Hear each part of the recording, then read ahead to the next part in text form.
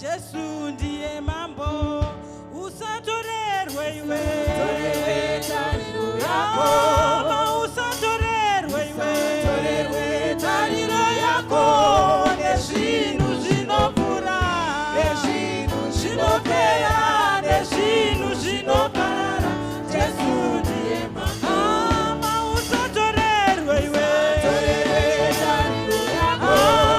Usatorerwe iwe. Torerwe tariro yako.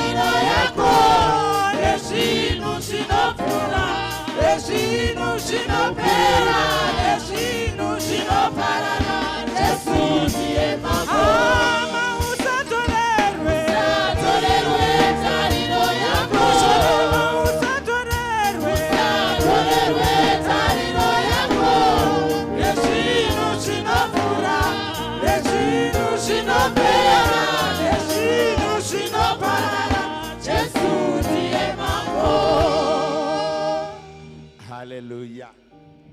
Hallelujah. Our first prayer point today is to pray to pray. Timwari ndibatsire ndikwanise kunamata panguva yekunamata. Amen and amen. Kare kedu taiti kana mwana kufamba, baba vangu vaiti garapa nditaure kuti waakufamba.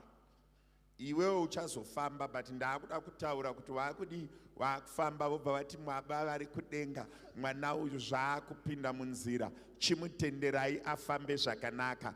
Nesu mangwanani ano, our first prayer point, we want to pray to and tell God that help us to pray to you. Mwari ndibatsire ndikwanise kukunamatai muservice yanhasi, patime ye-intercession, patime ye-praise, patime ye-giving, patime of the word, and by the time of grace. Chese chandiri kuita nhasi, Mwari ndibatsire ndikwanise kukunamatai. Handei pamberi paMwari tinamate.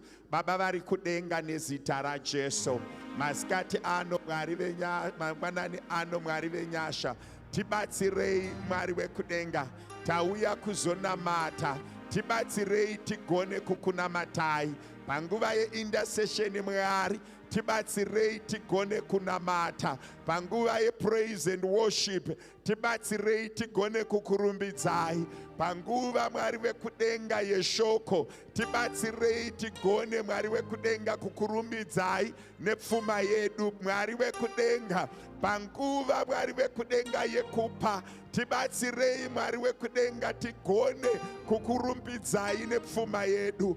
Baba ndiri kunamata mangwanani ano kuti tauya Mwari wekudenga kuzokunamatai, tibatsirei tigone kukunamatai, tipei nyasha dzekunamata, tipei nyasha dzeservice yanhasi, tipei nyasha dzezuva ranhasi. Service ino Mwari ngaizare uvepo hwenyu. Ndiri kunamata kune Mwari vakatendeka kuti tauya kuzokunamatai, tauya kuzokuremekedzai, tauya kuzokunamatai. Tibatsirei tigone kukunamatai mangwanani ano, tibatsirei tigone kukunamatai mangwanani ano muzuva ranhasi Mwari, tibatsirei kunamata. Baba vari kudenga nezita raJesu, tibatsirei kunamata muservice ino, tibatsirei kunamata muservice ino, tibatsirei kuva muuvepo hwenyu Mwari muservice ino, tibatsirei into your presence, that we are ushered into your presence, into your grace, into your anointing, into your power. Baba ndinokutendai, Baba ndinokusimudzira muzita raJesu. Father, we worship you. Hallelujah. Today is the second day of August. We want to pray into August. Kazhinji, people go into August. People enter into August. People arrive into August. But this year, we want to pray into August. Pane musiyano wekupinda muna August. To pray into, kunamata into August. Unonzwa shoko ra Mwari richitaura richiti, akazodzwa kuti ave mambo, kureva kuti haana kupinda muumambo, akapinzwa. That person was prayed into kingship. Bible shoko ra Mwari rinotaura zvakanaka kuna Matthew chapter number 17 verse 21. Robva rataura richiti iro, pane mwana akanga aine zvikusha zvaiti zvikamubata, kureva kuti izvo zvaimubata, but aisagwanisa kubuda mazviri kana kuzviendesa kune vanozvibuditsa. But baba vake vakamuendesa kuna Jesu, vakataka kumuendesa kuvadzidzi, vadzidzi vakazvitadza. Jesu vachiuya vanoti, he could not have gone out, haagoni kubuda muzvikusha. Jesus had to pray him out kuti zvikusha zvirege kuzodzoka, this attacking spirit irege kudzoka. He was prayed out. Nhasi ndautaura nenyaya yekuti pray in and out of your problems. Pane ma problems ekuti you need to pray out of them.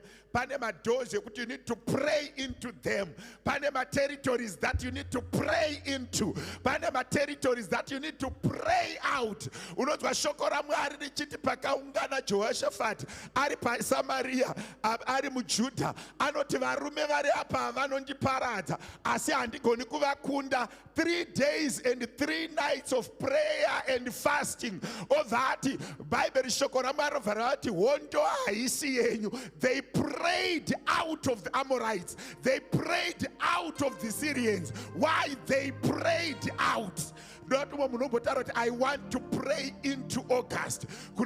I am conquering August, not by myself. I am praying into August. What is praying? You are gathering the force, you are gathering the momentum into August by praying into August. Chimbotaka kunamata uti mwezi ndakapinda mairi, but this one I am praying into August. I am announcing my presence in August by prayer. I am entering August by prayer. I am ordained into August by prayer. I am marching into August by prayer. Can somebody pray into August? Iti August ndinopinda mauri ne prayer. Iti August ndinopinda mauri with the power of prayer. August, here I come. I'm not coming as a man. I'm coming by force of prayer. Can somebody pray into August? Don't enter into August. Pray into August. Start to pray into August. Tanga kunamata uti August ndinouya mauri ne prayer. Ndiri kupinda mauri ndakapfekwa nesimba remusharukwa. Baba, tiri kupinda muna August, takabereka the prayer. Father, we are praying into August. Father, we are entering August by prayer. Father, we are praying into this month. Father, we are praying into this month. Father, we are praying into this month. Father, we are praying into this month. Father, we are entering this month by prayer. Riamandaramakausuma, Rimandaramakausana, Rimondoromokousuma. Baba, ndiri kunamata nezita ra Jesu. Baba, ndiri kunamatira August nezita ra Jesu. Baba, ndiri kushumira August kwamuri nezita ra Mambo Jesu. Baba, ndiri kunamata August nezita ra Mambo Jesu. Baba, ndiri kunyengetera kwamuri Mwari vakatendeka. Baba, ndiri kunamata kwamuri Mwari vakatendeka. Zita renyu ngarikudzwe. I am praying myself into this month. I am asking, Father, that you pray for me into this month. You commit me into this month. Ngarive kudenga muzita nemuropa ra Mambo Jesu. Father, we worship you. We exalt your name. Glory be unto your name. Hallelujah.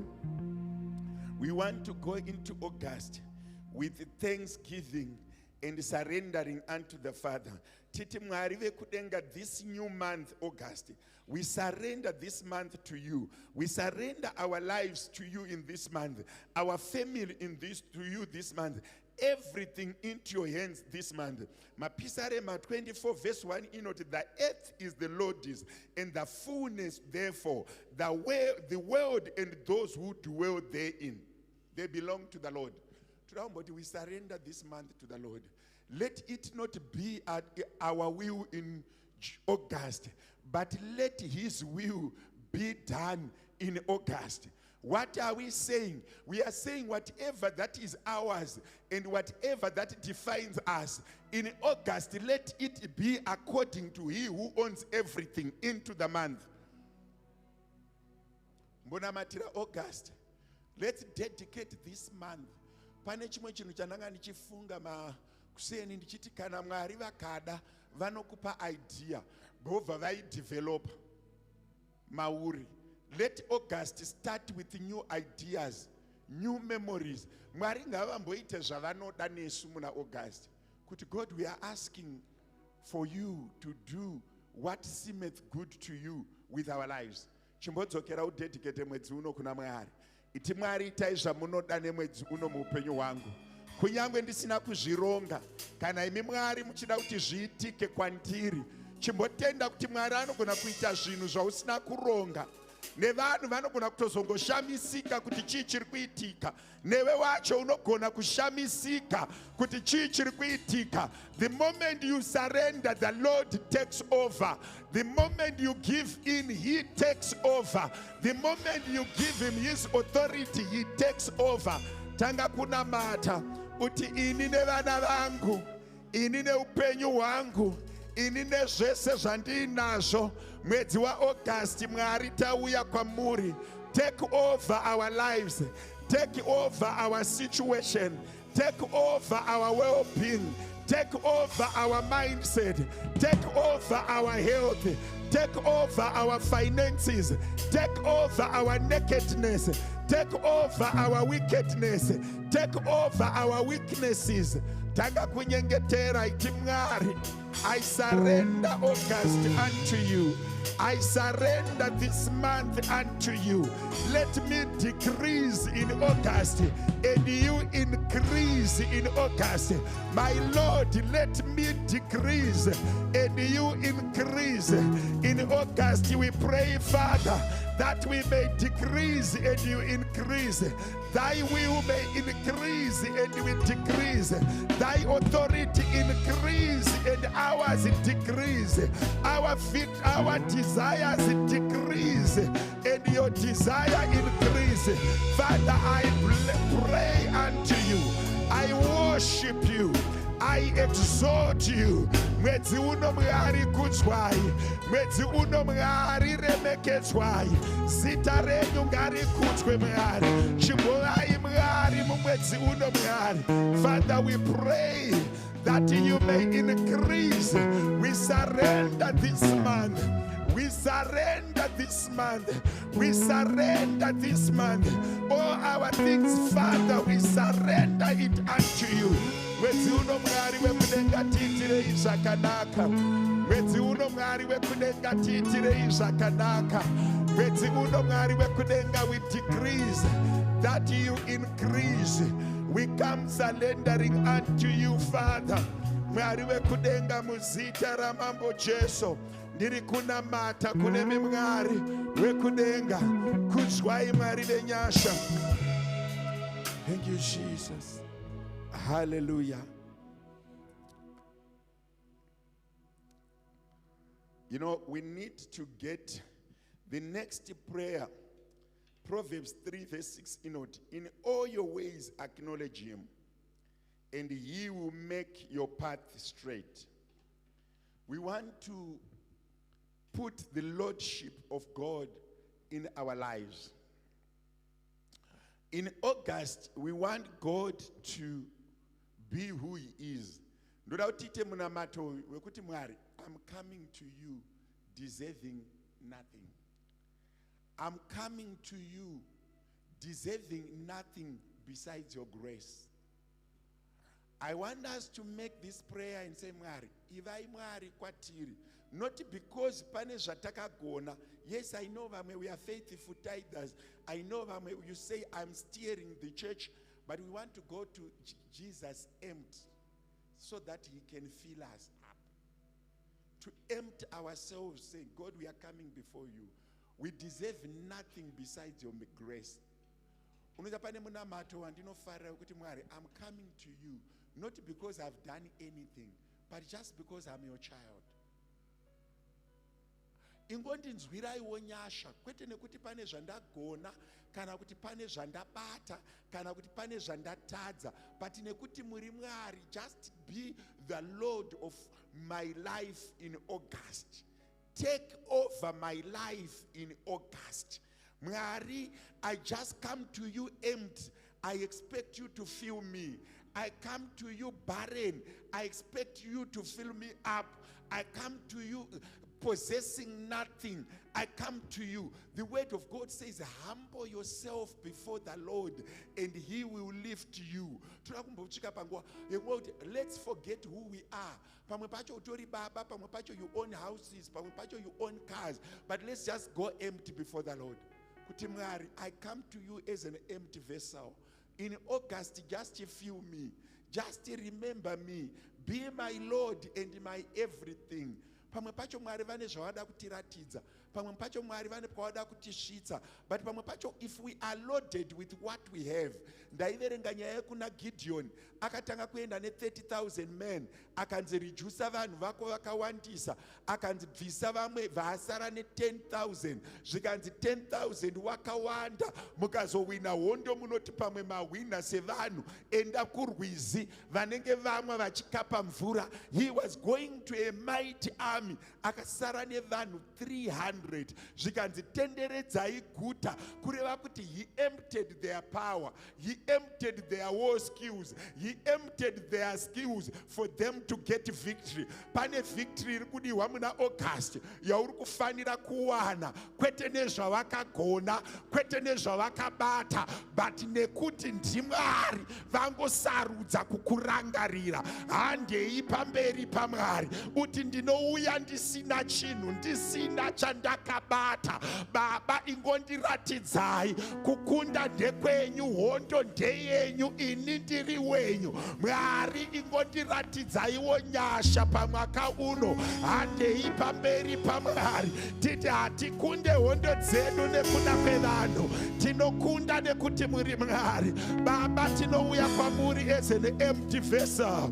Tiri kuuya kwamuri Mwari tisina chatakabata. Tiri kuuya kwamuri Mwari deserving nothing, but tauya kuzochema pamberi penyu Mwari. We deserve nothing. We are entitled to nothing. We have achieved nothing. But mangwanani ano tauya kuzochema kwamuri Mwari. Tauya kuzochema kwamuri Mwari. Baba, ingoti nzwiraiwo nyasha. Baba, ingoti itiraiwo nyasha. Baba, ingoti goneraiwo Mwari. Uchenjeri hwedu haugoni kukunda, kuziva kwedu hakugoni kukunda, mifungo yedu haigoni kutichengeta. Baba, tichengetei nenyasha. Baba, tirangarirei nenyasha. Baba, tirangarirei nenyasha.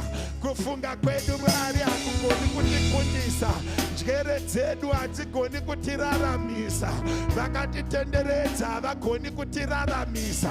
Tinouya tisina chatinacho mangwanani ano, tinouya tisina chatakatakura mangwanani ano, tinouya tisina chatinacho Mwari. Baba vekudenga, be our Lord, be our guide, be our provider. Baba, hatina chatinacho. Baba vekudenga, hatina chatinacho.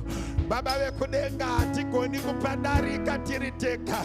Mwari vekudenga mangwanani ano, we come to you empty, Father. Fill us, oh God. We come to you barren. Give us, oh God, unto us that we may give birth. We come to you, Father, broken. We pray that you remember us. We pray that we remember us. We pray that we remember us. We pray that we are merciful unto us. Baba, tirangarirei mangwanani ano. Mwea mutsene tirangarirei mangwanani ano. Mwea washe tirangarirei mangwanani ano. Father, we worship you. We exalt your name. Glory be unto you. Muzita ra Jesu. Father, we honor you. Hallelujah. We want to pray for protection. God, cover me. Cover my children. Cover my marriage. Cover my household with the blood of Jesus. Let no evil prosper against us in this month. Shokorama not kunama pisarema chapter number 91 verse 1. He who dwells in the shelter of the Most High will abide in the shadow of the Most High. Isaiah 54 verse 17 in note. No weapon fashioned against us, against you shall succeed. and you shall conquer every tongue that rises against you in judgment. Dangonamata pamberi paMwari for protection. Toda needs a protection.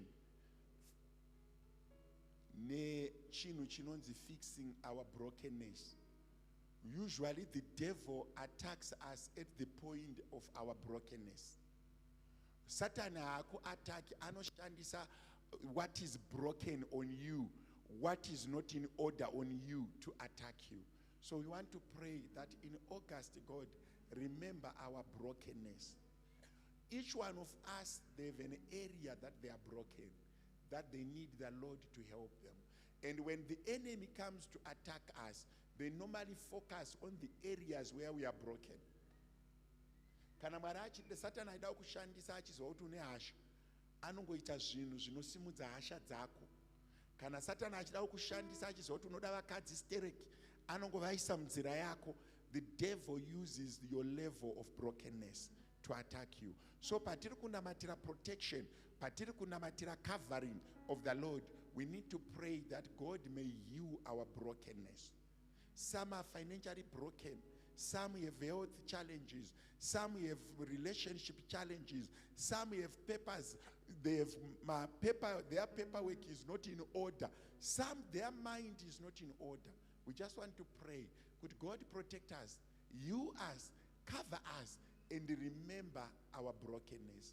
To be honest with you, if each one of us needs to be honest to themselves, no one can laugh at one another in here. Because everyone has a level of brokenness. Kubva kwandiri kusvika kune wekupedzisira, kuri kumasoweto kubva kumukuru wekutanga tichidzika nemani anzi neurongwa hwedu kusvika kumuduku wekupedzisira, tese tine our level of brokenness. Yokuti ukangofokasa kuziva kuti inini apa Mwari pari kundiremera, hauna munhu unogona kuseka. Because you have your own level of brokenness that you need God to cover you in August, to heal that brokenness. Kuti isazoenda kuna September. And some of the brokenness takabva nayo tiri vadiki, we want to pray for protection and that God may heal us in our brokenness in the month of August. Ande pamberi paMwari. Chimbonamata uti God heal my brokenness. Mwari rapai mavanga ari mandiri. Mwari gadzirisai utera uri mandiri. Mwari ndiri kutsvaga protection yenyu, ndiri kutsvaga covering into the month of August. Heal my brokenness and cover me from my weaknesses. Baba nezita ra Jesu, I pray that our weaknesses are removed. Our brokenness is healed. Baba ndiri kunamata nezita ra Jesu. Mweya mutsvene ndiri kunyengetera, ndichengetedzei Mwari, chengetedzai gotekwa rino, chengetedzai kereke ino, chengetedzai vana venyu, chengetedzai vana baba, chengetedzai vana amai. Baba ndiri kunamata that our brokenness may be healed, that our brokenness, Father, remember our brokenness. Father, remember our brokenness. Father, remember our weakness. Baba titirewo zvakanaka. Mwedzi wa August Mwari, chengetai vana vedu. Chengetai vana vedu Mwari. Chengetai vana vedu Mwari. Chengetai vana vedu Mwari. Chengetai marriages edu Mwari. Chengetai pfuma yedu Mwari. Chengetai moyo yedu Mwari. Father, I pray that we are healed in our brokenness, that we are healed in our challenges, that we are healed in things that threaten us. Baba tibatsire, Mwari wekudenga tirangarire, Mwari venyasha tikonere. We pray that we are remembered in our brokenness. You remember us, God. Protect us. Titireiwo zvakanaka. Tirangarire iwe Mwari vamasimba ose. Muzita ra Jesu. Father, we worship you. Hallelujah. Time moves very fast. We want to pray for guidance and wisdom. We also want to pray for provision and opening of doors in the month of August. We want to pray for guidance and wisdom. We also want to pray for that God may open the windows of heaven, that we may live well. God, Father, open the windows of heaven over my work, over my finances. Supply every need that I want in August. God, Holy Spirit, lead me in August. Give me wisdom for every decision and the dedication of every step. Today, I need my prayer points. You're going to matter wisdom.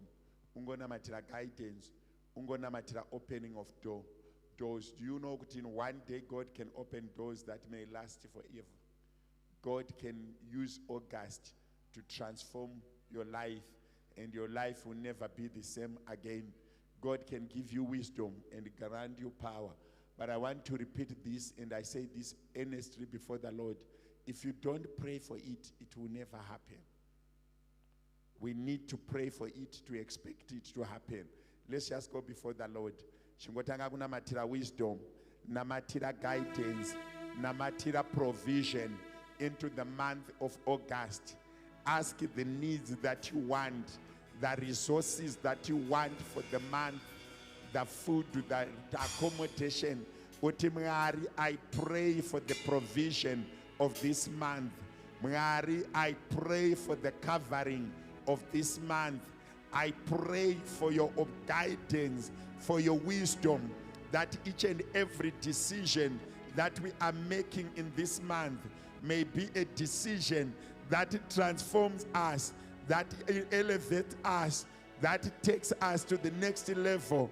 Rabauchina mata itimwari wekudenga ndibatsirei, ndirangarirei mwari wekudenga, that I may be guided by you, directed by you, shepherded by you in this month of August. Tanga kuna mata iti August ngave mwezi where provision is not a challenge, where guidance and wisdom comes. Shingona mata would fill this month with wisdom, that I may understand, that I may reason, that I may prosper. Hallelujah. Nguva yaenda session kana ndiri kulead and feel out 30 minutes ishoma, but one more prayer ndobva ndapa nguva praise and worship. Bata munhu ari padhuze newe wausina kubva naye kumba masinire enda pana vashakata. Bata munhu ari ingobva pauri hauna kunamira munhu wabva naye kumba matomarana makusiyana naye. My prayer will not work. Handisi kuda munhu anobatana nemunhu wabva naye kumba, because ndiri kutoziva kuti umwe akatsamwira porridge risina kuibva, ndiri kutoziva kuti umwe akatsamwira kuti pei yako handisati ndaiona, saka munamato wangu hauzobudi zvakanaka. Munamatira munhu bata muruoko munhu wausina kubva naye kupi kumba. I want sets of twos. Ingobata munhu one chete ruoko, one chete, kana dzazoshaya wozoita 3, but chingobata munhu one. Kuchipostori taizebaimuza kuti ndinamatire ndigo kunamatirawo, ndinamatire ndigo kunamatirawo, ndinamatire ndigo kunamatirawo, eiko singanamate. Toda kutombonamatira munhu wakabata ruoko ye, ingotaura good blessings, usaite nungo dzekumuropafadza.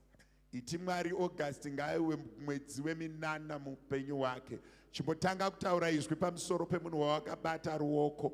Iti Mwari ngaarege kuita accident, ngaarege kurara nenzara, ngaarege kuremerwa neupenyu. Be a prophet today. I'm giving you power to speak life to that person. Munamatire taura zvinobatika pamberi paMwari.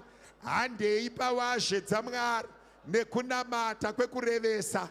iti Mwari ngaararame, chaasina mupei, chaari kuchemera ngaachiwana, paanofanira kudarika ngaadarike, miseve yakamumirira ngaiparare, hondo dzakamumirira ngadziparare, vanomushuvira zvakaipa ngavareke kubudirira. Baba, nezita ramambo Jesu ndiri kunyengeterera victory, ngaabudirire nezita raJesu, ngaapore nezita raJesu, chirwere chiri munyama ngachibude, hondo dzakamumirira ngadziparare. Mwari vekudenga musimudzei, muvhurirei masuo, ngaararame, ngaave nesimba rekurarama, ngaabudirire, ngaave neupenyu. Mwari vekudenga rapai muviri vake, Mwari vekudenga rapai njere dzake, Mwari vekudenga muvhurirei masuo, Mwari vekudenga muropafadzei. Baba, rangarirai, rangarirai, rangarirai, rangarirai, rangarirai.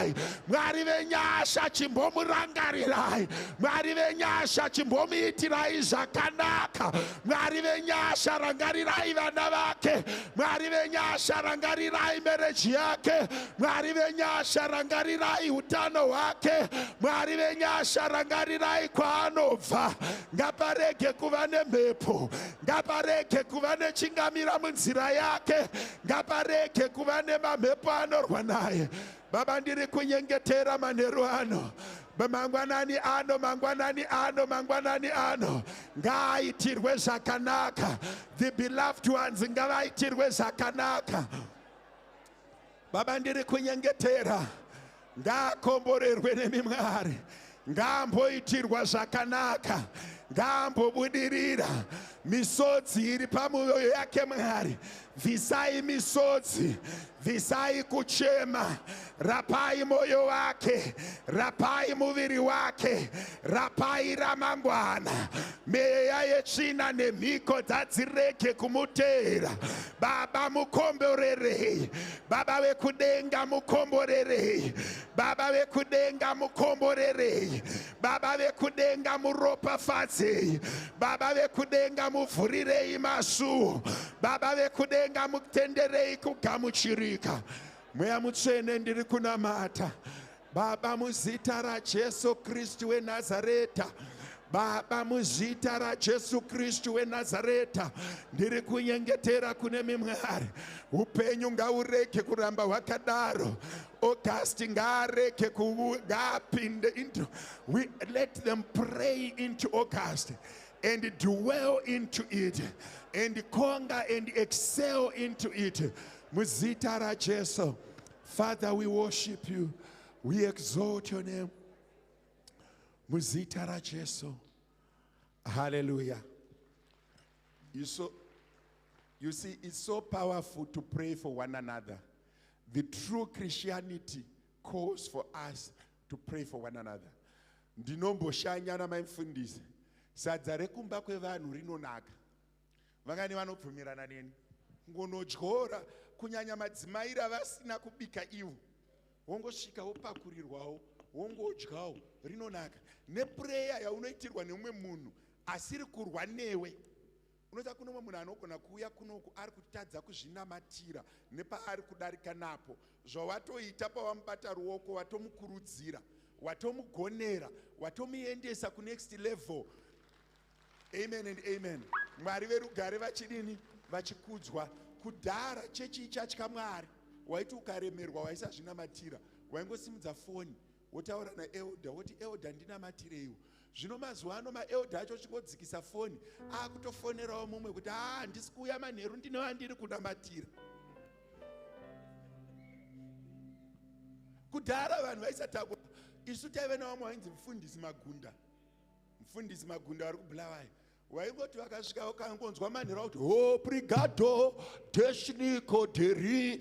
Havatauri nemi, havakukwazisi, havapindi mumba menyu. Usiku hwese vachitenderera chiwanze. Obrigado deshniko deri. Havamwiti yenyu, havapindi mumba menyu. Obva vatobuda woenda. Vasina kutaura newe. Tiri kutsvaga vaKristu vane nzara nenyota yekunyengetera, kwete kunyengetera kuti varemekedzwe, aiwa kungonamata. vaingotenderera mufundisi Magundu. Pamwe pacho vaiuya muraini woenda dzimba 5, 2 hours pamba. Havamwitiye munhu, havanoki mumba, havapindi mumba. Imbwa dzemaraini dzasingachavarume. Sangozoti muchindo yaanoita noizi yake woenda. Zvakachengeta vanhu vakawanda, zvikasimudza vanhu vakawanda. Usaite nungo dzekunamatira vamwe. Kuti kana vakunamatira dzako 30 minutes, vakunamatira vamwe 4 seconds, watobatwa nehope. Mwari vakuitirei zvakanaka. Tambonyengeterera kuti tinenge tichiimba tese, tichinamata tese, tichipa tese. Saka yakwana nguva ye next stage. Let's sing together.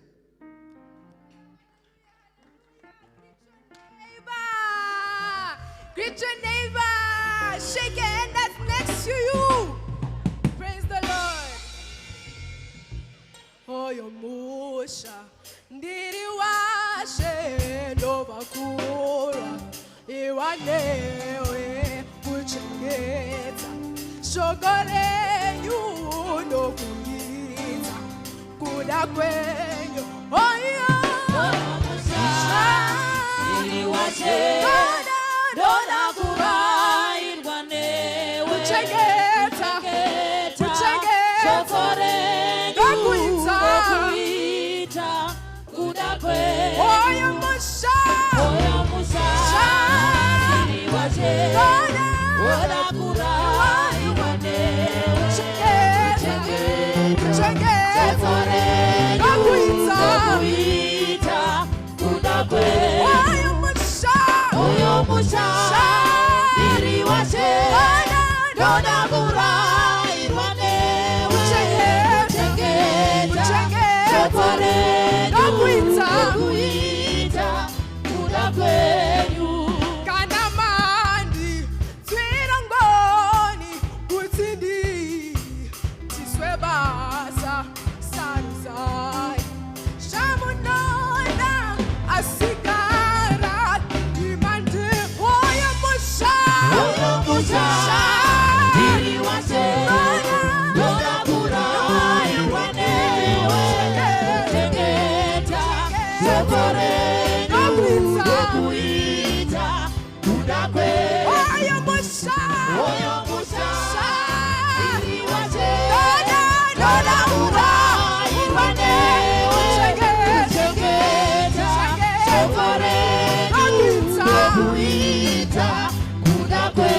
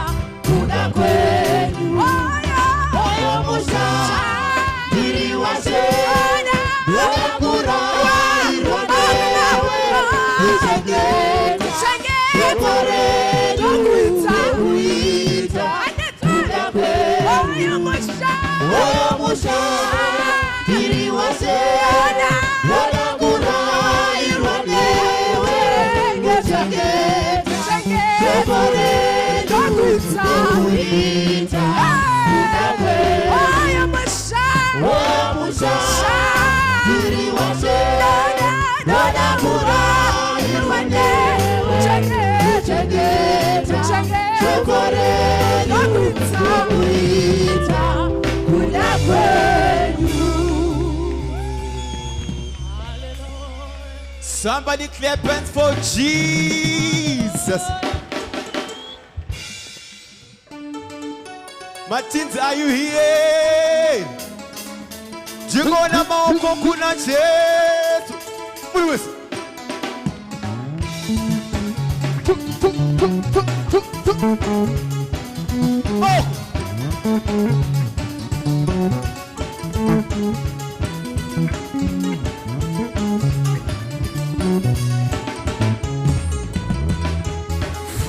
Vangeri, Tidori Paritza Chete. Vangeri, Tidori Paritza Chete. Vangeri, Tidori Paritza Chete. Vangeri, Tidori Paritza Chete. Vangeri, Tidori Paritza Chete. Vangeri Baba, Vangeri Baba, Vangeri Baba, Tidori Paritza Chete. Iro Vangeri Baba, Vangeri Raisha, Vangeri Baba, Tidori Paritza Chete. And the tune is so.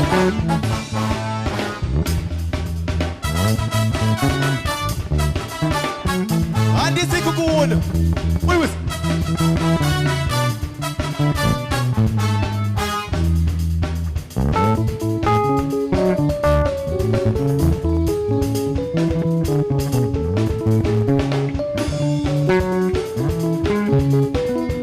Amatimoni, sorry, sorry, Marusa.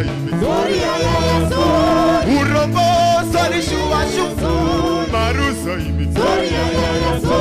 Sorry, sorry. Sorry, sorry. Sorry, sorry. Marusa. Urobo, sorry, sorry, Marusa. Ulocha, sorry, sorry, Marusa. Sorry, sorry. Sorry, sorry. Sorry, sorry. Marusa.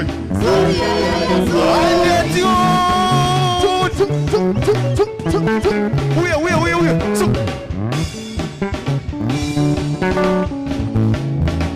Cinema so charge, yes, so here mudu. What did you do?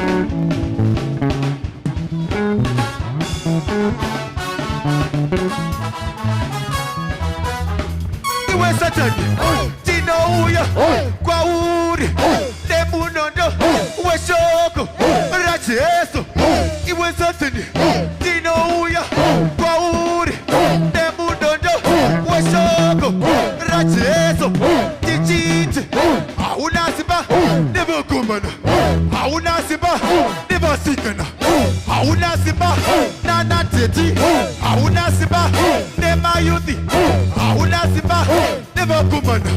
Vakategwa, neroba, racheso.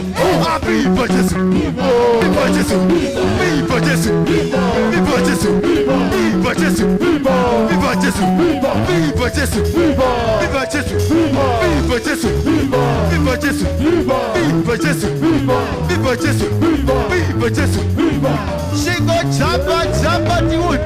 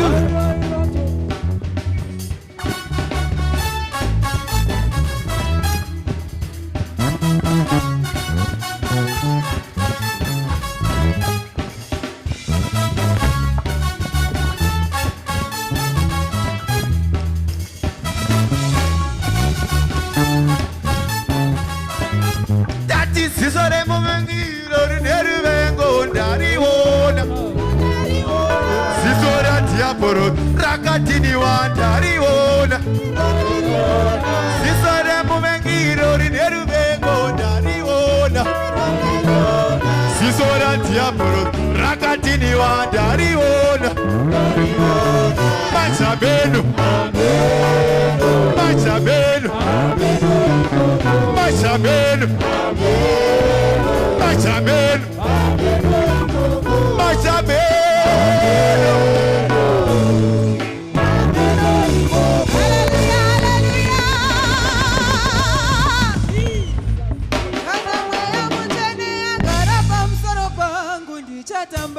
Tafita kana mweya mutene agara pamusoro pangu ndichaimba samirie aona ere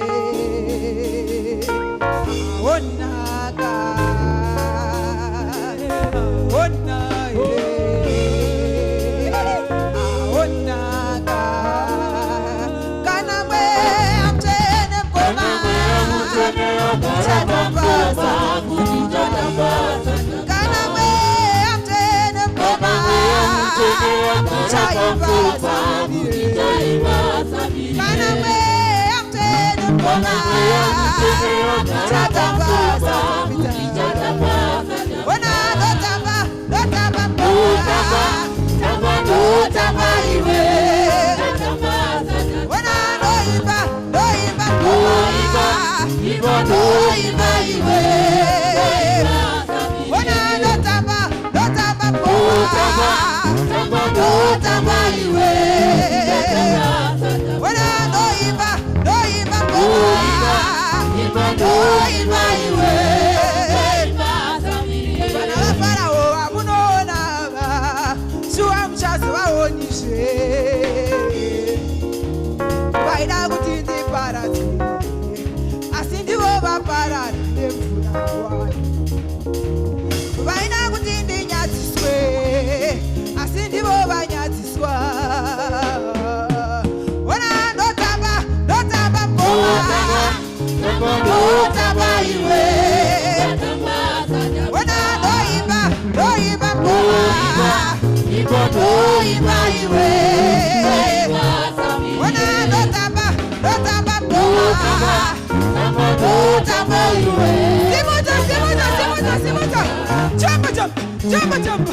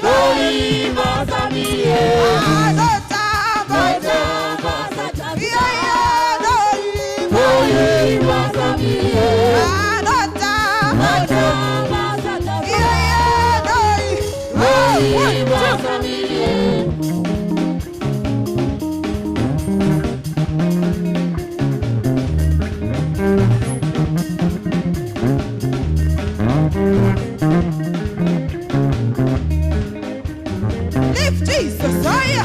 Lift Jesus higher. Lift Jesus higher. Lift Jesus higher. Higher, higher, higher, higher, higher, higher. Muraba, muraba, muraba. Rajas muraba. Muraba, muraba, muraba. Rajas muraba. Muraba, muraba, muraba. Rajas muraba. Muraba, muraba, muraba. Rajas muraba.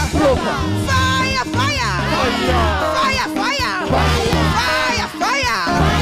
Fire, fire. All over me. Fire, fire. All over me. Fire, fire. Oh, tomato. Oh, tomato. Oh, tomato. Oh, tomato. Oh, tomato. Oh, tomato.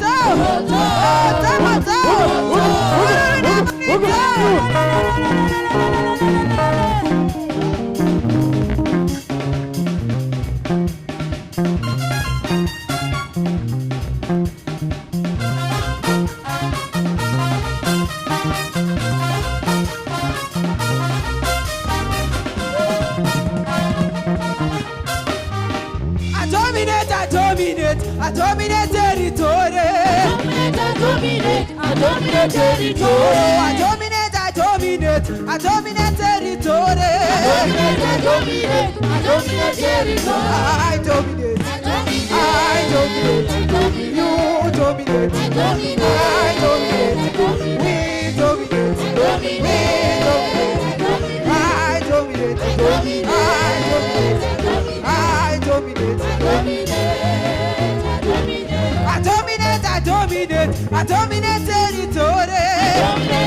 dominate. I dominate territory. I dominate territory. I dominate territory. I dominate territory. We dominate. You dominate. We dominate.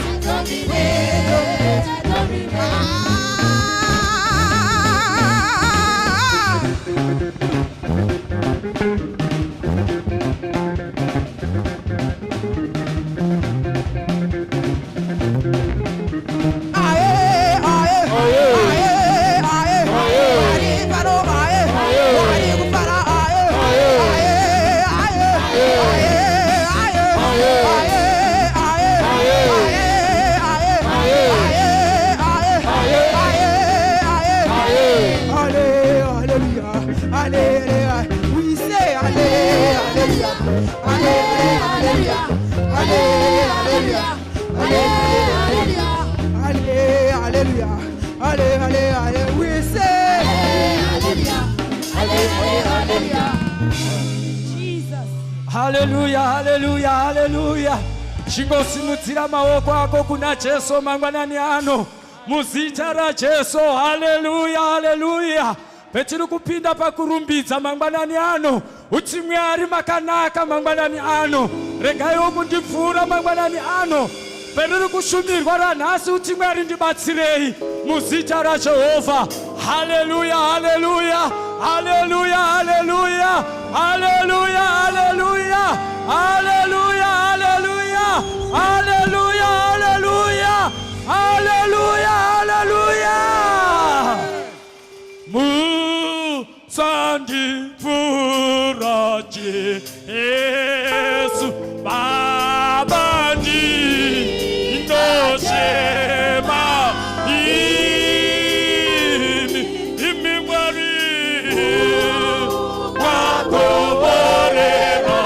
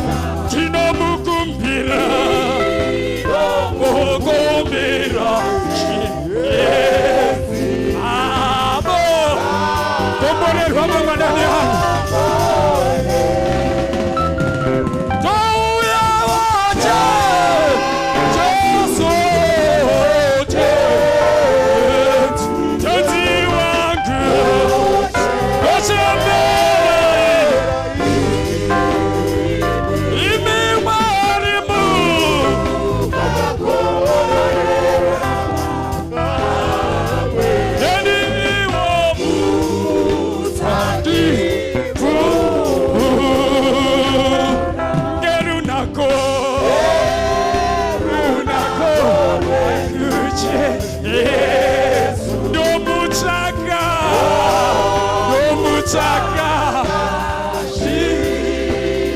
Moyo wangu, kaurape mangwanani hano. Baba dona wo.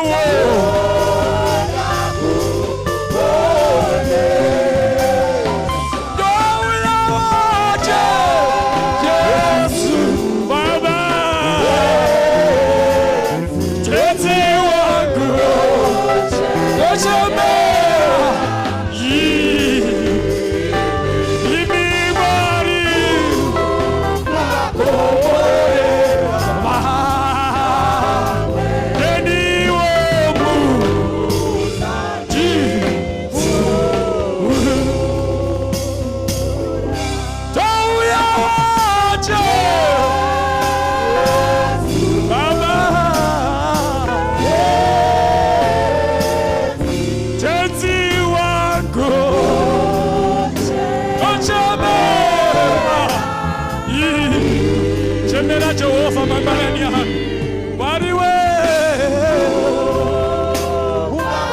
abari kukurongomborera wohamwe mangwanani hano Baba wangu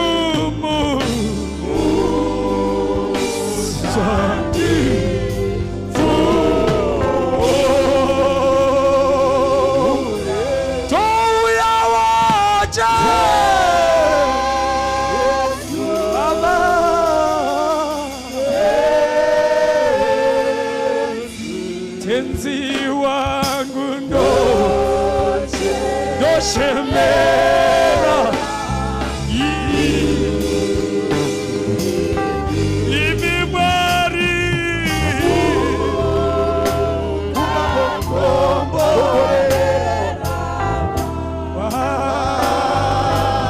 Baba wedu ari kudenga mangwanani hano Yerunako rwenyu Jesu tokutsvagai mangwanani hano Yerunako rwenyu mweya mutsvene tokutsvagai kuti moyo yedu irapwe nemimwe ano mangwanani ano Jesu ngerunako rwenyu tangamiri ngerunako rwenyu Jehovha mangwanani ano rapaiwo moyo yedu mutsvene regaiwo kuchipfuura mangwanani ano baba vedu vari kudenga mangwanani ano mutsvene tinotininipisa Mwari wamasimba ose nekuti makanaka mangwanani ano pamuri kutiropafadza neivhangeri yenyu pamuri kutiropafadza neshoko renyu mangwanani ano baba vedu vari kudenga regaiwo kuchipfuura mangwanani ano ngarizadze moyo yedu mangwanani ano ngarisimbise moyo yedu mangwanani ano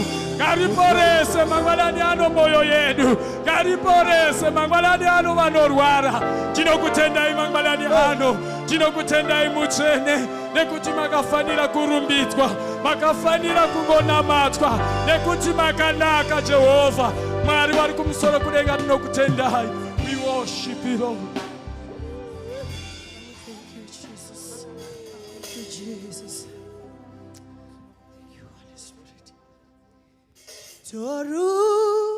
Torumbidza zita renyu totenda kunaka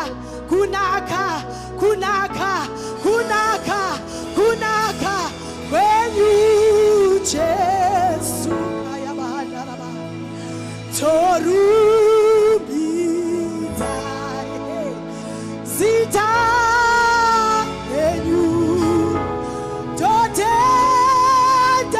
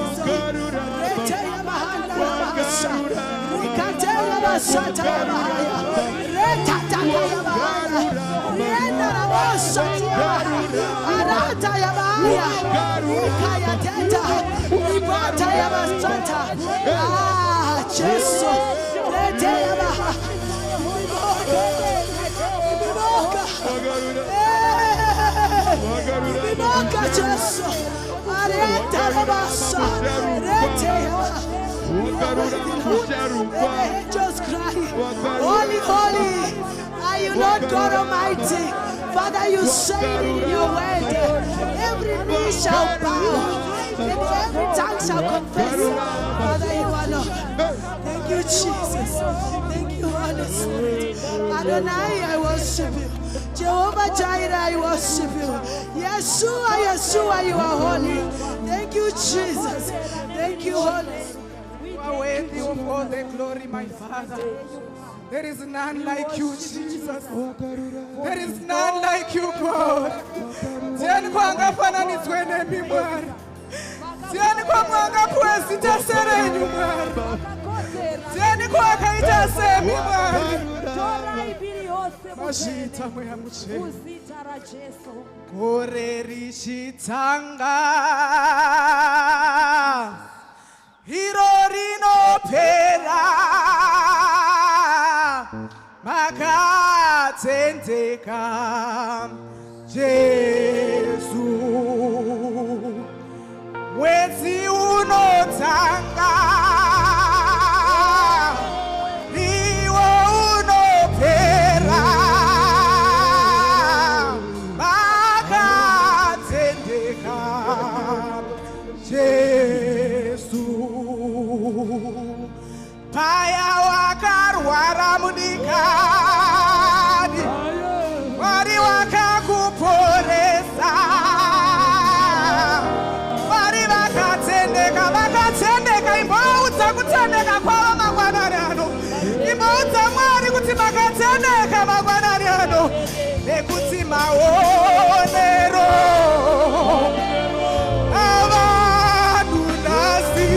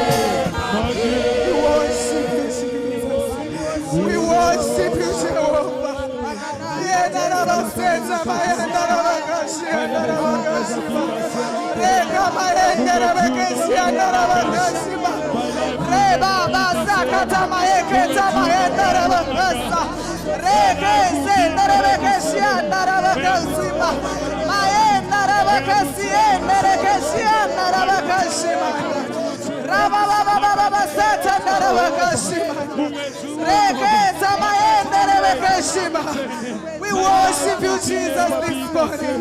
We glorify your name, Almighty God. You are worthy of all the glory. You are worthy of all the praises. In the mighty name of Jesus. We worship you, Jehovah. We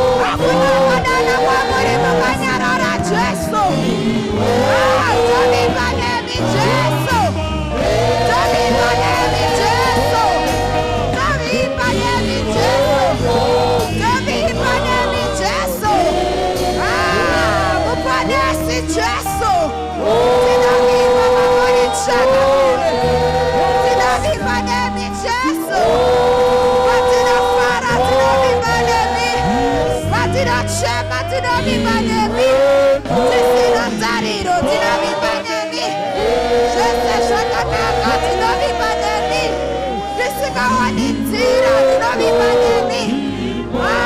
Reva shatarabosa. Hakuna kavibanemi akanyadziswa. Hakuna kavibanemi akanyadziswa. Ndinovibanemi Jesu. Ndinovibanemi Jesu. Ndinovibanemi Jesu. Tisikawanitira. Ndinovibanemi.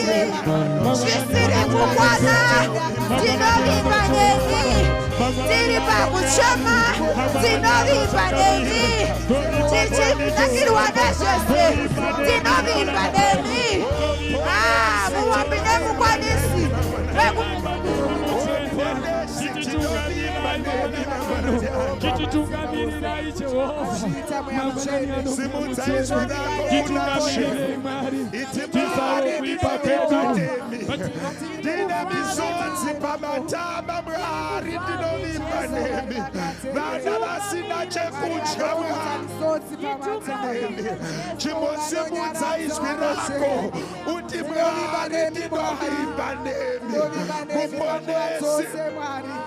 Ndinovibanemi Jehovah. Itimponesi ndinovibanemi. Vana vangu vechikoro mponesi ndinovibanemi. Pakurarama kwangu simudza izwi rako kuti mponesi ndinovibanemi. Iti Mwari ndinovibanemi. Iti Mwari ndinovibanemi. Zvisina kumira zvakanaka Mwari ndinovimba nemi. Pasina chekudya Mwari ndinovimba nemi. Baba vari kudenga nezita raJesu. Abrahamu akati Jehovha Jaire. Pasina chibayiro Baba ndinovimba nemi. Mwari vekudenga tinovimba nemi. Mupostori simudza izwi rako umboti Mwari ndinovimba nemi. Muponesi ndinovimba nemi. Mamiriro ekumba kwangu ndinovimba nemi. Mamiriro enyika ndinovimba nemi. Pakumira Baba ndinovimba nemi.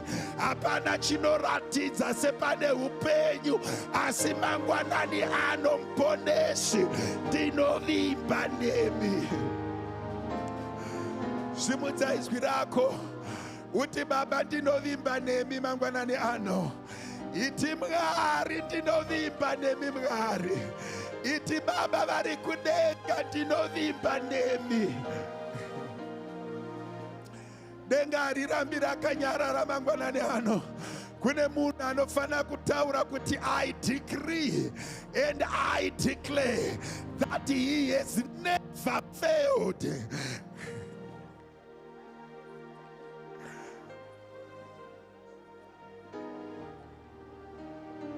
Chimbosimudza izwi rako ausati wapedza kutaura naMwari.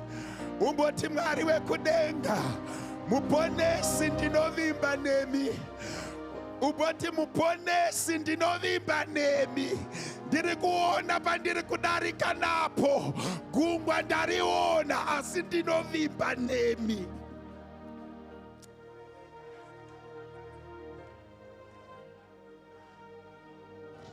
Shaman. Kudara taibva tapedza chiti. There is one thing I know.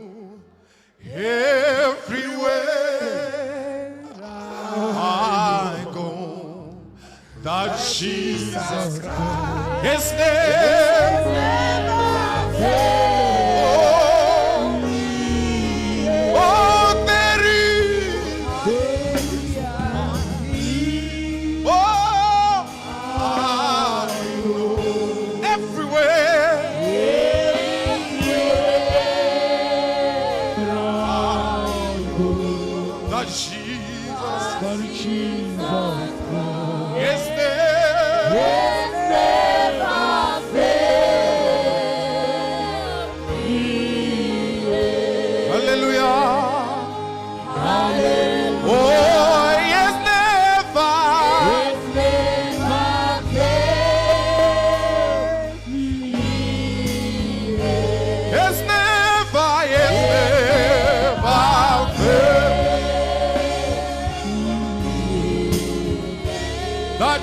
It's never failed.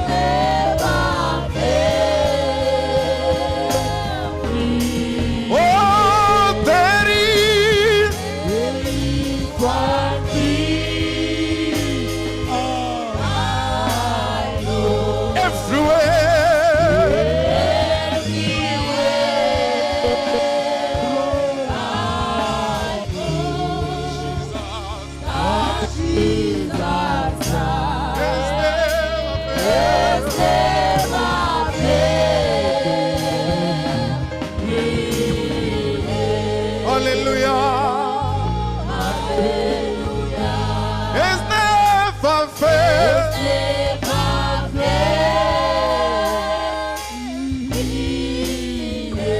It's never failed.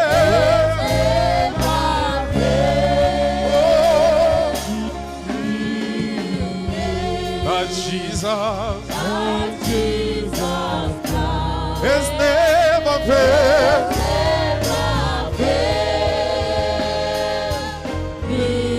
Oh, hallelujah. Has never failed. It's never failed. It's never failed. It's never failed. Jesus. It's never failed.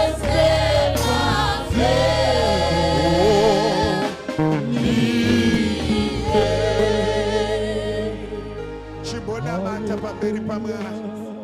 Iti mwari nyaya yangu maitadza here. Hamuna nhoroondo yekukundikana. As we pray into August, chimbotanga kuna mata. Uti mwari, you have never failed. Ndinovimba nemi mponeshi. Imi makaponesa maguta. Imi mwari makaponesa muri. Imi mwari makaponesa vanorwara. Imi mwari makarangarira vasina zvekudya. Usaite nungo dzekunamata. Chimbonyengetera uti mwari, you have never failed. We hamuna nhoroondo yekukundikana. Kune vese vanokudai mwari. Chimbotaura izwi pamberi pamwari. Iti August 2026. Mwari wangu mponesi. Ini ndinovimba nemi. O mponesi. Ndinovimba nemi mwari. Kuti misodzi yangu ichao inooma. Ndinovimba nemi mwari. Kuti munonzwa kuchema kwevana venyu. Baba vakatendeka, baba vasingakundikani. Zvisinei nepauri kudarika napo. Akundikani mwari wedu. Arare hope mwari wedu. Afambe rwendo mwari wedu. Asati akambokundikana. Uye akundikani. Hallelujah. Hallelujah. Chingobata munhu ari kumburu. Chingobata muoko munhu wese ari padhuze newe. Just hold hands. Mwari ngavangotiitira zvakanaka. Just hold hands with people that are close to you. Toda kunamata. Ingoita make sure kuti one of your hand is connected to somebody. Chingoita make sure kuti one of your hand is connected to somebody. We want to cry to the Lord and say, God, have mercy on us. Pamwe pacho atideserve kuva munyika ino. Pamwe pacho hatina chatinacho. Chasara chete kungokukumbirai Mwari. Nekuti whatever they are going to say, we don't have a say to say back. But we can pray. We want to pray unto the the Lord to have mercy on us.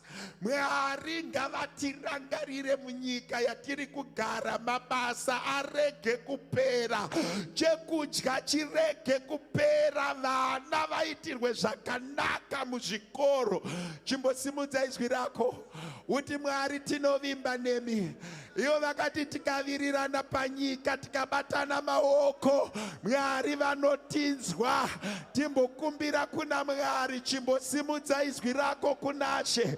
Favor ya Mwari muroti, favor ya Mwari kubasa, favor ya Mwari kumpa, favor ya Mwari kuzvikoro, favor ya Mwari kuma hospitals, favor ya Mwari kumo.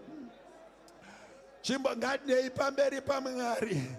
Sezvakaita Modhekai naEsther, vakati runyoro rwanyorwa rinopesana nesu, vakatsaura mazuva vakanamata. Handei pamberi paMwari mudikani, timboti Mwari verugare, tirangarireiwo Mwari wekudenga, tiitireiwo zvakanaka Mwari wekudenga, tikonereiwo Mwari wekudenga, tichengeteiwo Mwari wekudenga, tikoneseiwo Mwari wekudenga. Baba ndiri kunamata kune Mwari vakatendeka. Baba ndiri kunyengetera kune Mwari vakatendeka. Baba ndiri kunyengetera kune Mwari vakatendeka. Oponesi Baba tinovimba nemi mangwanani ano.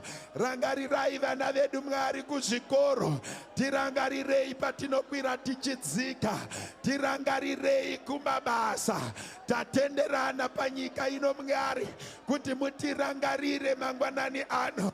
Murangarire chekudya chedu Mwari, murangarire minda yedu ireke kuoma, murangarire ramangwana redu Mwari. Baba ndiri kunamata nezita raJesu. Thank you Jesus. Shimanara makaushanda, rimanara makauzuma. Baba tirangarire, mukaza tirangarira Baba tinoparara, mukaza tirangarira Baba tinofa. Baba tirangarire, tibvisei mamaoko evanhu vane utsinye. Utsinye wese wakarongwa pamusoro pedu Mwari ngaurege kubudirira. Ndinokutendai Mwari, ndinokusimudzirai Mwari, muzita raJesu. We worship you. Hallelujah. Thank you Jesus. Hallelujah. MC to the podium. Hallelujah. Hallelujah. Tina Mwari vezvishamiso. Agere pachigaro chenyasha mukudenga. Kunonzi iye agere pachigaro, nyika chitsiko chetsoka dzake. Ndiye anozarura magoni, mamwe atozarura izvezvi tichinamata. Ishumba yorudzi rwaJudha, ingonyama yasemndeni kaJudha. Tinoda kuti tiinde pamberi paMwari tidaidzire zvikuru. Shika rokova shia sabrama sakataya, mazvita Ishe mambo wangu.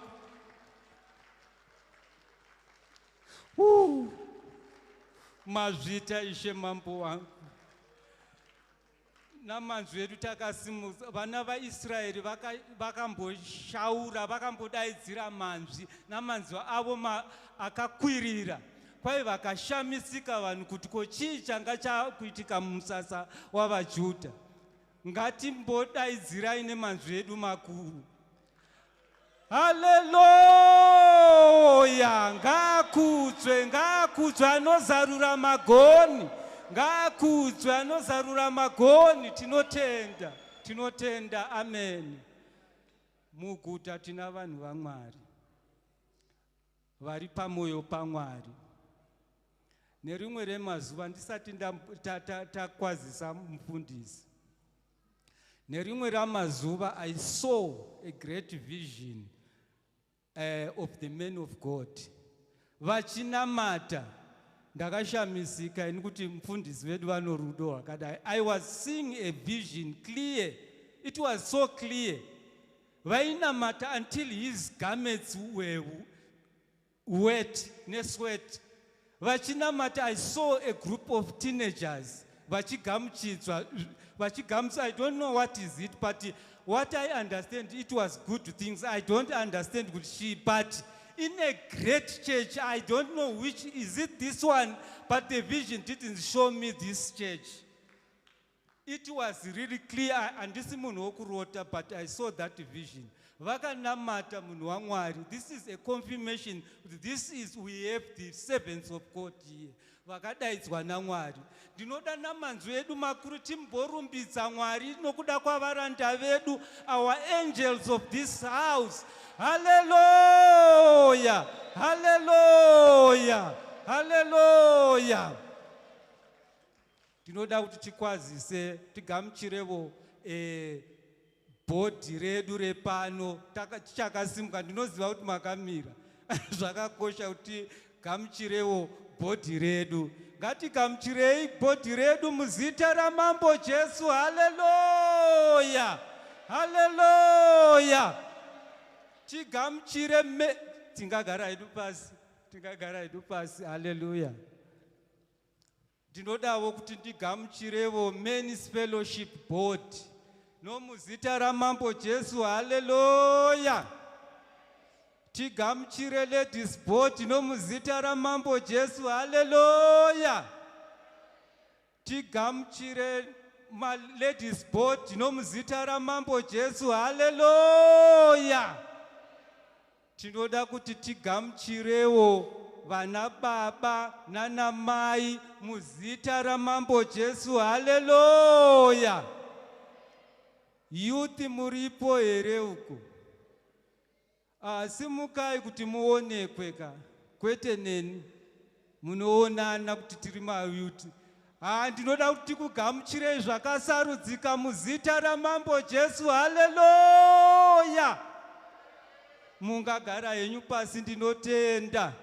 Ndinoda kuti ndigamuchirewo mateenagers. Tigamuchirewo mateenagers muzita ramambo Jesu. Hallelujah! My Sunday school, are you there? Are you there?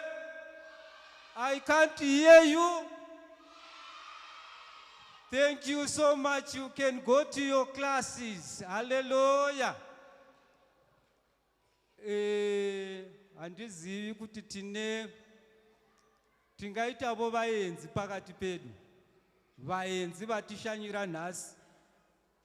Sinazo yini izivakashi ezithe zasivakashela ngosuku lwanamhlanje na? Ndingabonisa ngokuphakamisa izandla. Hallelujah! We don't have any visitors today. Hallelujah! Just have courage to come in front. Musanyara zvenyu, uyai kumberi kuno muzomira nesu nema ushers tikugamuchirei. Just have courage, uyai zvenyu mberi, chero usina kusumudza maoko, wanga usina kusumudza maoko, uya kumberi.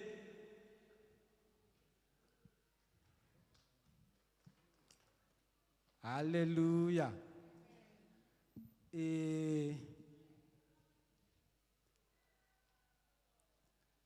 Amen. Munonzwavo chishona. Amen. Hai vanonzwa chishona.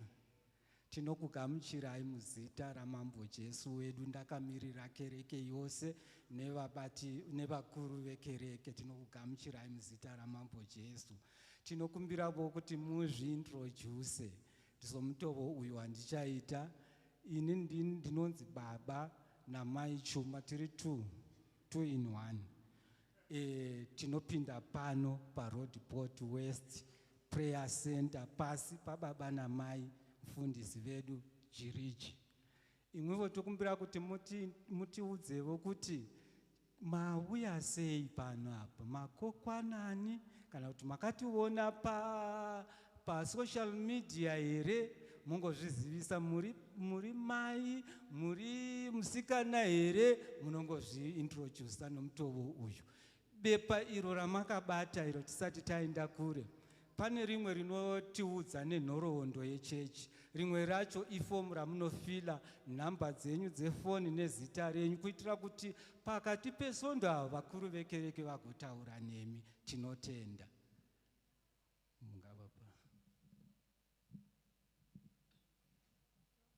Hallelujah. Ini ndoitwa mai Mangwanya ndogara kule Nashia South. Kunoku ndauya ndainvitwa namai Mukandi. Ndoandinvita kuti handei tinonamata tese tiri kukereke redu. Handina zvakawanda. Hallelujah, tinotenda. Pakupera kwesevhisi inoi munoenda pakanzi paconnecting lounge apo mugosangana nomunyori wekereke ino, sekretari vekereke ino. Vana mashoko mashomanene vavachataura nemi. Tinotenda Mwari notora nzvimbo yenyu. Hallelujah. Tinodawo kuti tigamuchirewo ma-online viewers. Inzwai kugamuchirika kwose kwamuri. Stay connected muinesu paservice ino. Tinotenda. Hallelujah. Tine ma-testimonies mashomanene atinayo. There are two testimony. Pana mai Miada vane testimony na mai Tuso vane testimony. Tinokumbira mungouya sokushedzwa kwandaita. Hallelujah. Mai Mamiada. Hallelujah. Ndamuona Jesu amire pamvuri, ndiye wakauda iwo mweya wangu, ndinomuziva Jesu namavanga ake, iye wabaiwa nokuda kwangu. Hallelujah. Hallelujah. Aya ndoda kutenda ndauya ndamirawo pamberi penyu, ndakutenda kereke yaMwari, ndogotenda baba namai Jiriji. Asi chokutanga ndakutenda mai vakamira neni panguva yazvanga zvambondiomera pamwana wandikabata uyu. Asi ndinotenda Mwari vakaita zvakanaka, vakapindira mukati meupenyu hwangu, zvese zvakafambazvo zvakanaka. Nisingade kupedza nguva, wakanga upiswa 23 April, ndiri kumba kuma5, ndopanika kuma5 AM, ndopanikatanga kurwadziwa nenhumbu. Ndakagara svika kuma3 PM, ndichibva ndafonera mai ndikati, mai, panapa zvisina kumira zvakanaka. Mai vakati, wavepi? Ndakati, ndave murodhi kutoenda kuhospital kuJimmiston. Mai vakanditi, enda unofamba zvakanaka. Joshua ndakasvika kuhospital, ndakashedzerwa emergency. Bhodzi shupa yakaputika ndiri kumba. Ndichisvika kuhospital, ndakangosvika nokutongosununguka. Murume wangu achiri akatobata bhegi asati kana atombopinda mukati, achitonzi makorokoto. Akatoshamisika, akatogara pasi, akatanga kuchema. Akanditi, saka ungatosunungukira kumbe herewe? Ndakati, kwete. Asi Mwari vakaita zvakanaka. Shuwa ndakabatsirika zvakanaka, pasina kana stitch kana anything. Tinotenda Mwari naizvozvo. Testimony yangu yechi2, musi wa27 ndichiri kuhospital. Ndakabuda muhospital musi wa27 ndichizotambira shoko richinzi baba vangu vashaya kuZimbabwe. Asi ndakangoti, Mwari maita kuda kwenyu. Vasiyawo ndasununguka, vakaenda vachiziva kuti ndani mwana musikana. Vakatoenda vakatonditi makorokoto. Ndanzwa kuti wave nemwana iri Friday. Ndakati, hongu baba, ndine mwana, kwemi makunzwa sei? Zvikanzi handiri nani zvangu, ndisingazive kuti kwanga kuri kutopedzesera kutaura navo. Ndichizodaro iri Monday yacho ndiyo ndikanzwa shoko rerufu kuma11 zvinzi baba hakusisina. Ndakati, Mwari maita kuda kwenyu, asi mandiremedza. Handikwanisi kuenda kunochema baba vangu nesituation yandinayo. Ndakazvigamuchira. Ndakati, Mwari maita kuda kwenyu, inguva baba vangu vazorore murugare. Zuva ravakazovigwa ndakuendawo ku3 days. Ndakasvika ku3 days, ndichisvika ndichibva ndaadhimitwa zvekare nemwana, zvakanzi mwana ane jaundice, vanoziva inonzi yellow iya. Takati mwana wangu ane jaundice zvakanzi skin yake jaundice yachona iri serious. Ndakadhimitwa uri musi wechitatu 29. Ndakazobuda yaMonday, ndaifanira kubuda Sunday, zvikanzi madoctors hapana. Monday yacho ndandikazobuda, asi ndangotenda Mwari, zvese zvakafamba zvakanaka. Mwari ndiMwari vakanaka, hama dzangu. Pazvinorema Mwari vanomira nesu. Mai handirege kuvatenda, ndinoramba ndichivatenda. Vakamira neni kusvika ndibude muhospital, ndichitaura navo. Havana kurasa tariro. Mai musatire ini bedzi, nevamwewo vaitireiwo muri zvakanaka. Ndinokutendai mai nerudo rwenyu. Nasuno ndiye mwanangu anonzi Libonge Mamiala, ndo zita rake, ane 3 months. Ndinotenda Mwari naizvozvo. Tinotenda zvikuru chapupu hune simba. Ndamuona Jesu amire pam. Iye wakaunda iwo mweya wangu, ndinomuziva iye na mavanga ake. Iye wabaiwa nokuda kwangu. Muzita raJesu, amen. Ini ndasimukira kuzotenda nyasha dzaMwari, amen. Ndichitanga kuti Mwari ndiMwari vakanaka. Mwari vakatipa vafudzi vemweya wedu vari pamwoyo pake, muzita raJesu, amen. Ndakauya kubva kuZimbabwe Friday yapera iyi. Ndichiuya kunoko, sister yangu dangwe ramai vangu, she was due for operation. Yanga akabhukirwa kubhara, amen. So akanzano admitwa the following Wednesday yacho. Wednesday yaye yakasvika, ndofunga chipiri chacho ndakauya panapa. Ndikataura nababa. Saka vaizviziva kuti kune program ndakauya ndichizova reminder kuti baba, operation iya iriko musi wechitatu, amen. Ndakataura namama futi ndikavaudza kutoti mama, operation iya yatakambotaura nezvayo yasvika. Akaenda kuchipatara musi wechitatu.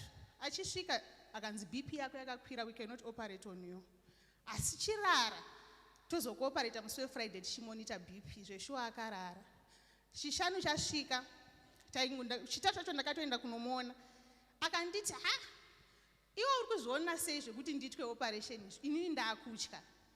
Ndikati, unogotyei? Tatosvika 1. For how many years tichitambura, tichimirira this day. So now it is here.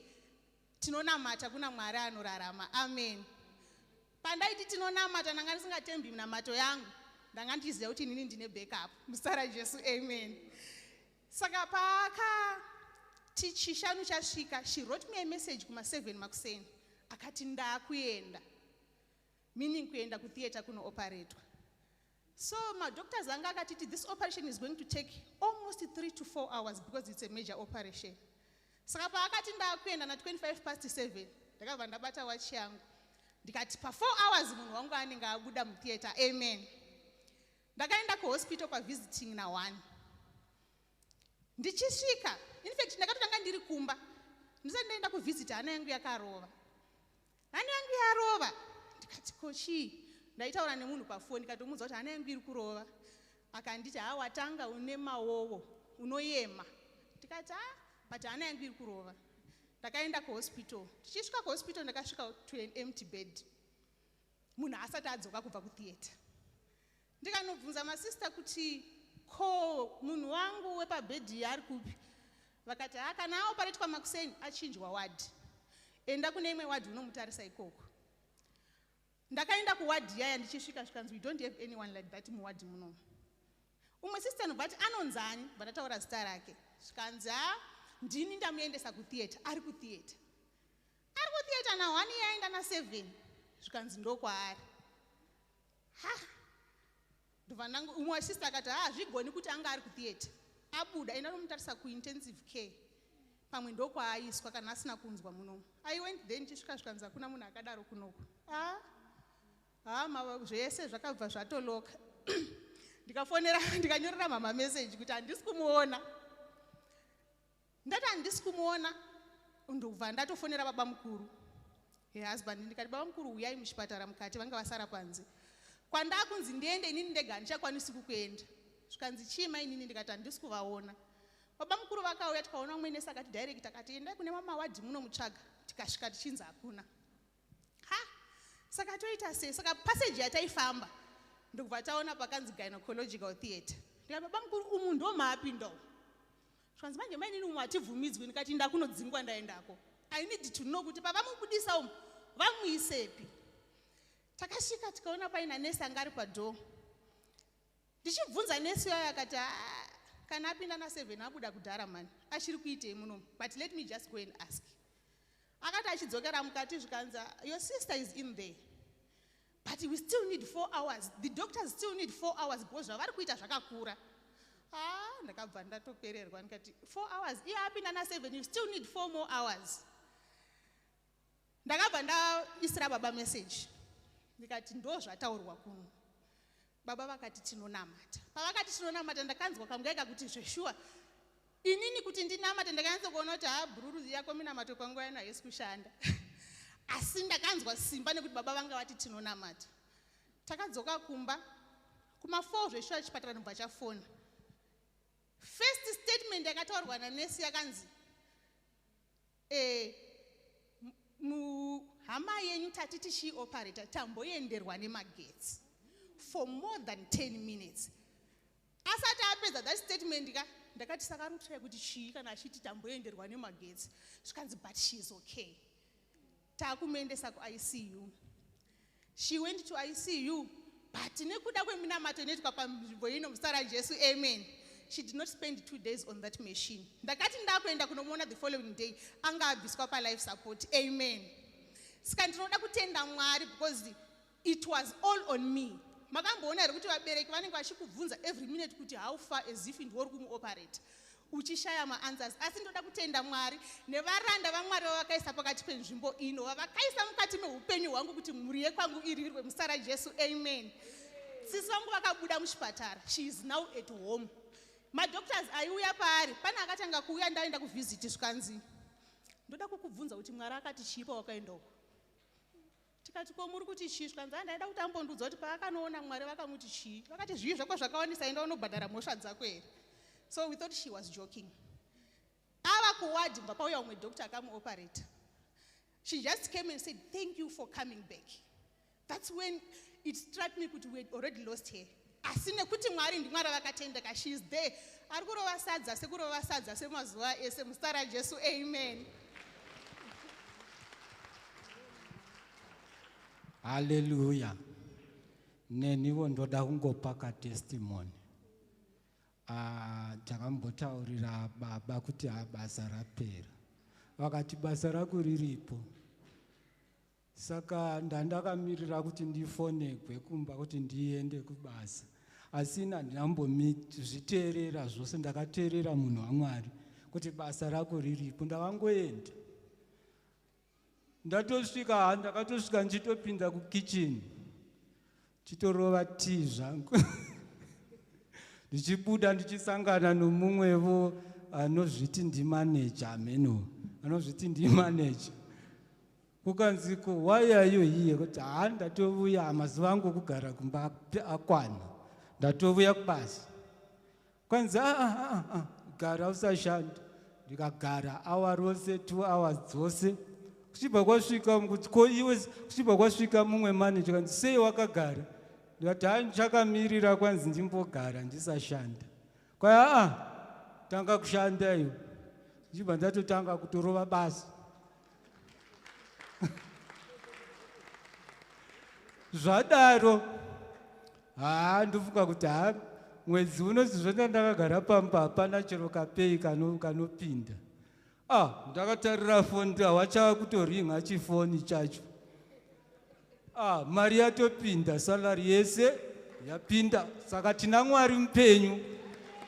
Zvechokwadi remekedzai vanhu vaMwari. Kutaura chokwadi ndotaurira pasi, otherwise kuna vanhu veHome Affairs panapa. Mapepa asiri in order. But chinondinakidza hangu munhu waMwari kana ataura kubva kumbopupura the other year futhi. Kukanziko submit chenye ID yako. Ndopa umwe munhu kuti ngafotokope passport ndindise photocopy. Ava kufotokopa achito enlarge paya pakanzi Zimbabwe kutobuda kuti ba.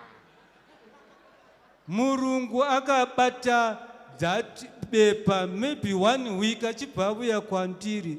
Ndine rimwe zita kana kwasvika kubasa vanonditi ndini Ed.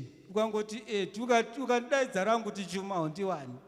Kukanzi Edward, can you tell me this passport, is it a South African or is a, why I can't see, is it a South, mazivara achionekwa makuru. Saka toda kuti titende Mwari, kuna Mwari mupenyu. Aiwa, ndo uchapupu wangu, tinotenda Mwari. Tichirova maoko, profesa vachiuya kuzotipa zviziviso. Usolwazi wetu esiza kuzosinikeza izaziso. Hallelujah. Ngatiombererei Baba Chuma. Ndo vari kundidzidzisa chiNdebele mazuva ano. Hallelujah. Ngiyabonga kakhulu Baba. Amen. Ndisati ndapa zviziviso regai ningodeedzawo mapoka maviri aya vauya vaite mapresentations avo nezvavari kuda kutaura. Pana vari kumirira mayouth nevakamirira men's fellowship. Uyai henyu maminutes mashoma maminutes mashoma zvitiitire zvakanaka. Amen. Regai tiomberere maoko Baba Jiriji. Hallelujah. Nhasi ndakamira paseri pelaptop yaprofesa. Nyasha dzacho ndodzidawo. Hallelujah, hallelujah. Ndauya kuzotaura nenyaya yemusangano wana baba. Hallelujah. But tiri kufambirana nemweya uri panzvimbo. Hallelujah. Ndaona kuti service yanhasi yakazara mweya zvakanyanya.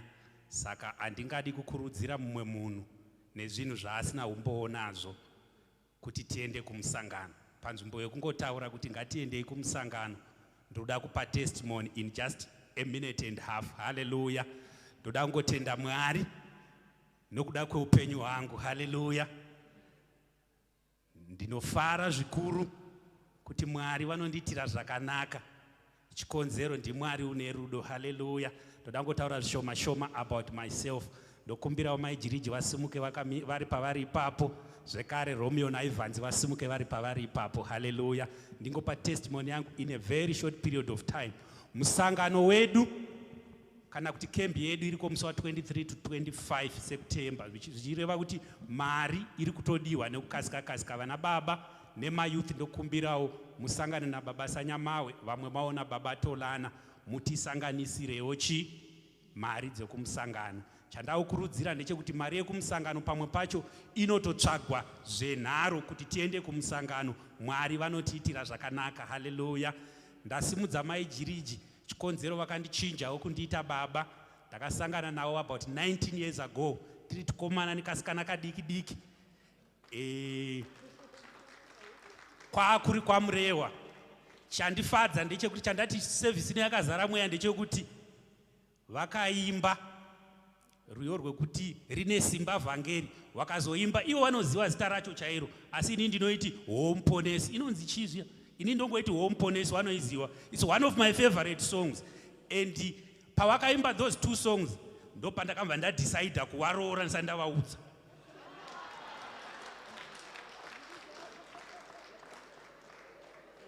I decided and I concluded ndisati ndavaudza.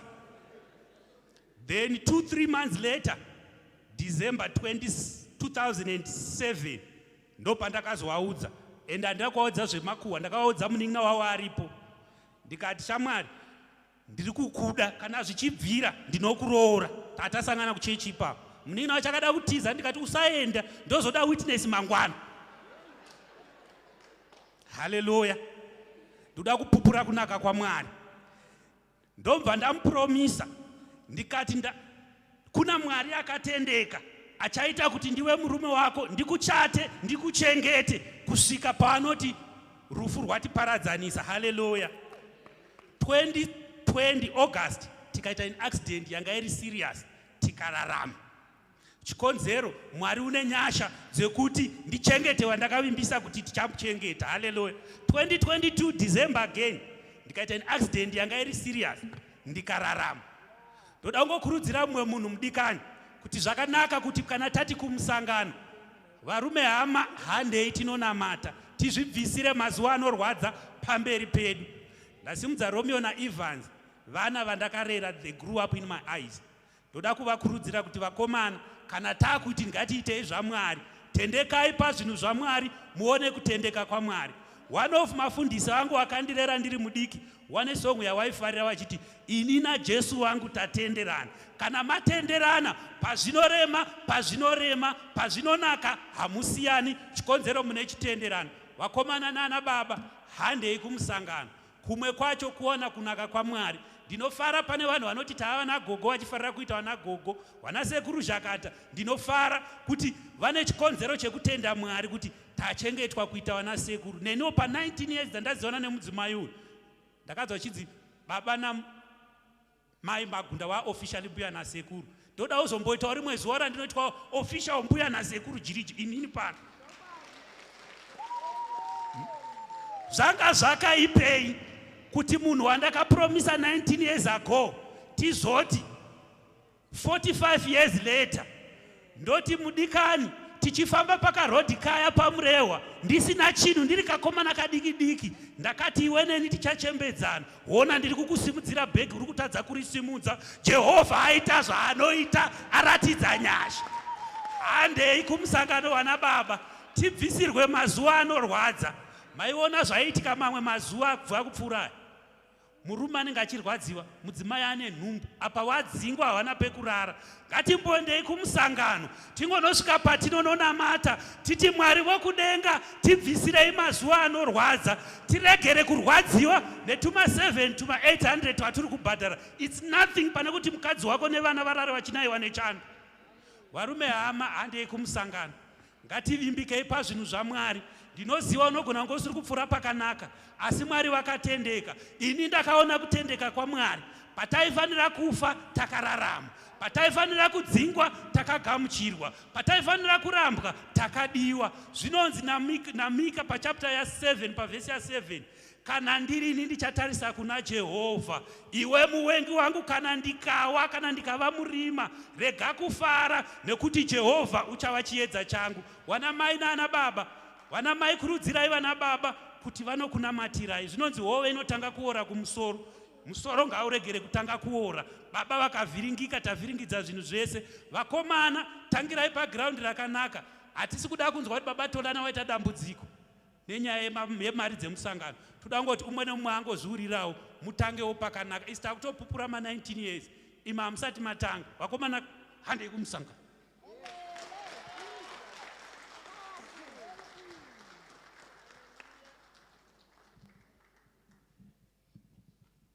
Amen. Ndisekuru vangu ivava. Ndakanzi aurori usati watiratidza unoda kuroora. Saka ndofunga zvichiri kunyatsokuita zvakanaka. Isisu semayouth tinewo kamutambo kedu next week. Kadiki zvako asi kane impact. Hanzi cleanness is closeness to God. Saka next week toda kukugezeraiwo mota dzenyu dzakanaka.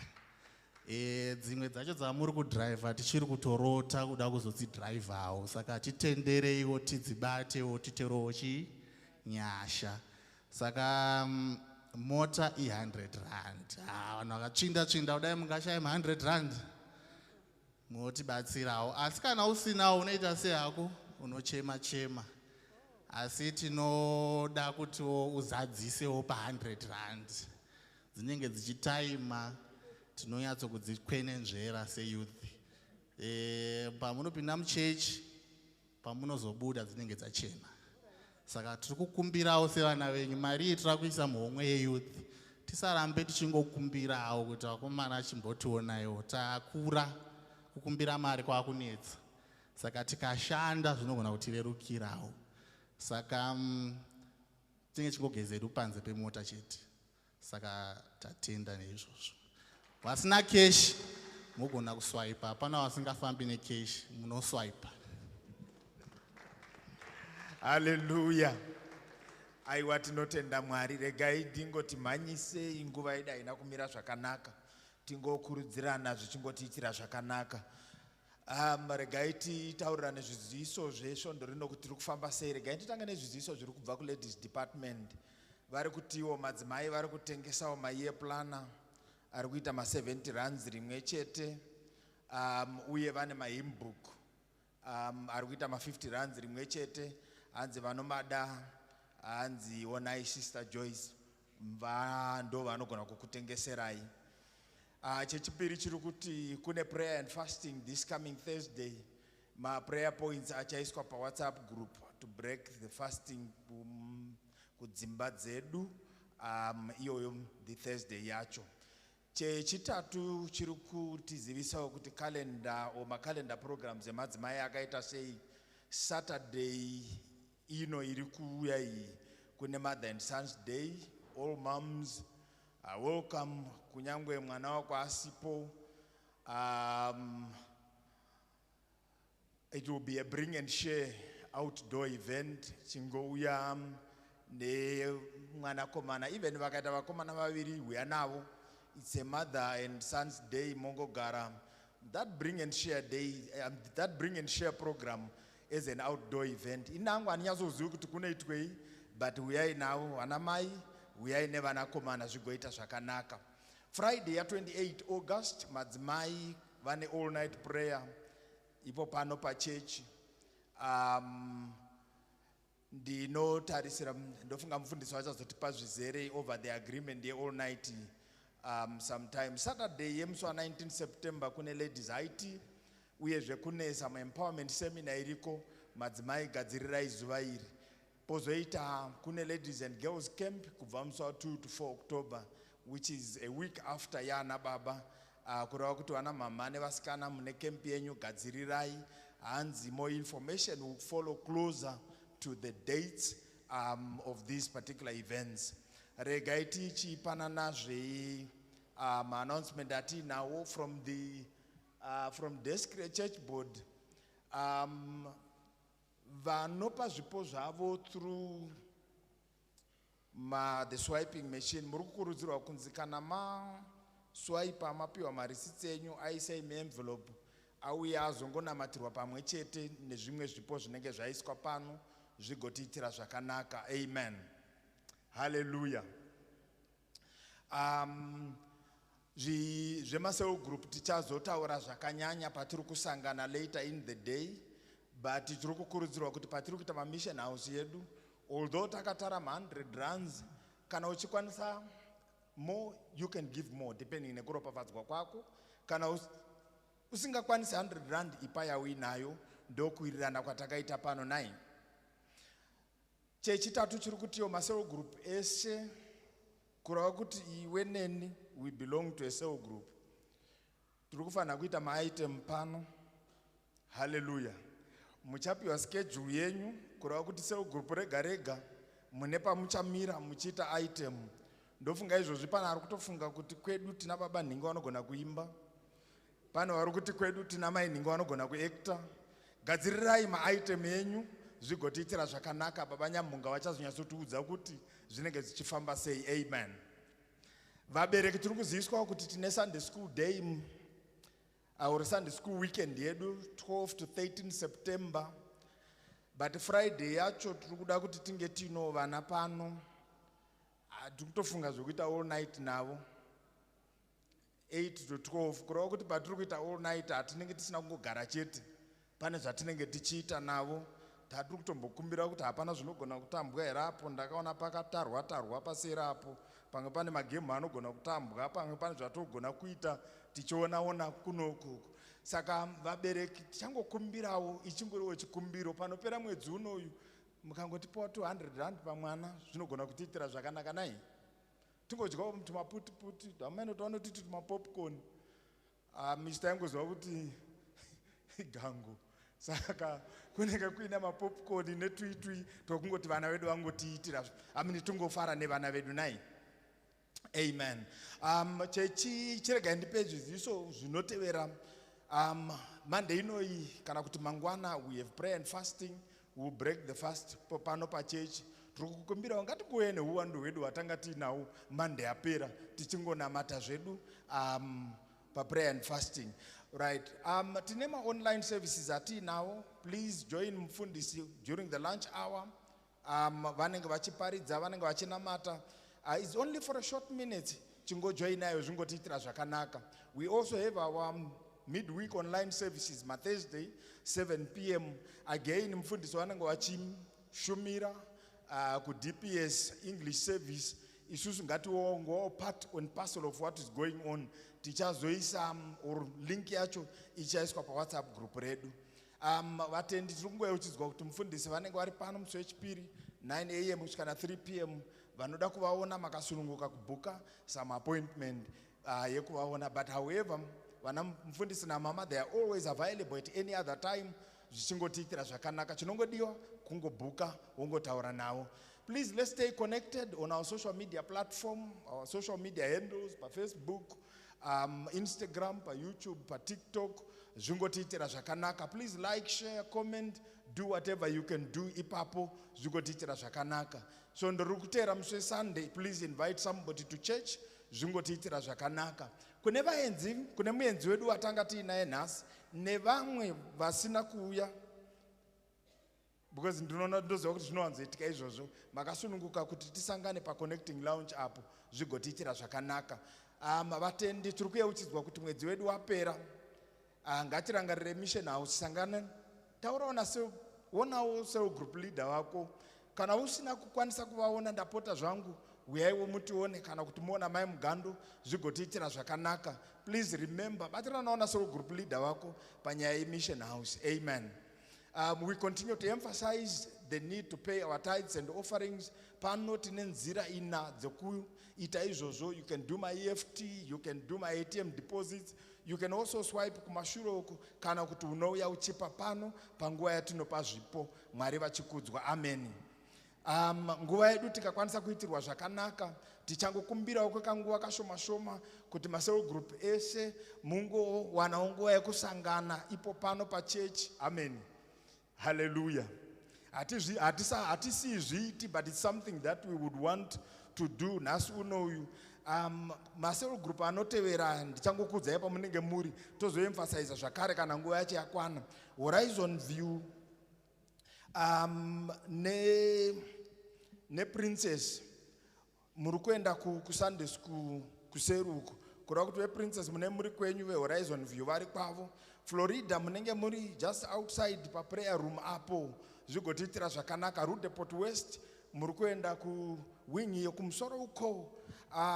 Rudeport North munenge muri papa pane praise and worship. Town cell group munoenda ku baby room kwamunosienda uko. VeVitburg muri kusangana ku information desk. On Deckers tiri kuenda ku prayer room. Delaray muri kuenda ku left wing kumusoro kune mayouth uko veDiscovery. Panapa padhuze nemaamabhera apa zvichingotiitira zvakanaka. Kakiso, Tsepsong neSwanaville sanganai panapa pacenter apa pane pakagara maboard member apa. Then Bramfisher munoenda kumashure kwababa Masinire kumashure ukoko. Ipapa pakona apa. RBA Matole munongoenda pasere apo. Then vePenville munenge makagara pamashure apo pamashure apo padhuze nepanogara vanenge konogara vane vana vadiki vanoyamwisa. Inini zviziso zvangu zvapera. Regai ndidedze baba Chuma vadzoke ndingovaudza kuti pandakaenda kuvhasiti ndaigara nemumwe mukomana aingoda kutaura neni nechindevere. Munoziva kuti kudhara chindevere chachiri kachana kune vanhu vekunana Samanyika uku. Ndangandaneta kukumbirwa sauti kwamino ndigasidzewo sauti achingoti celi sauti ndobva ndazoti iwe cela wega Mceli sauti. Amen. Muchirovera maoko profesa vedu ndimshayele ihlombe usolwazi isikhweca mfundo zethu. Haleluya.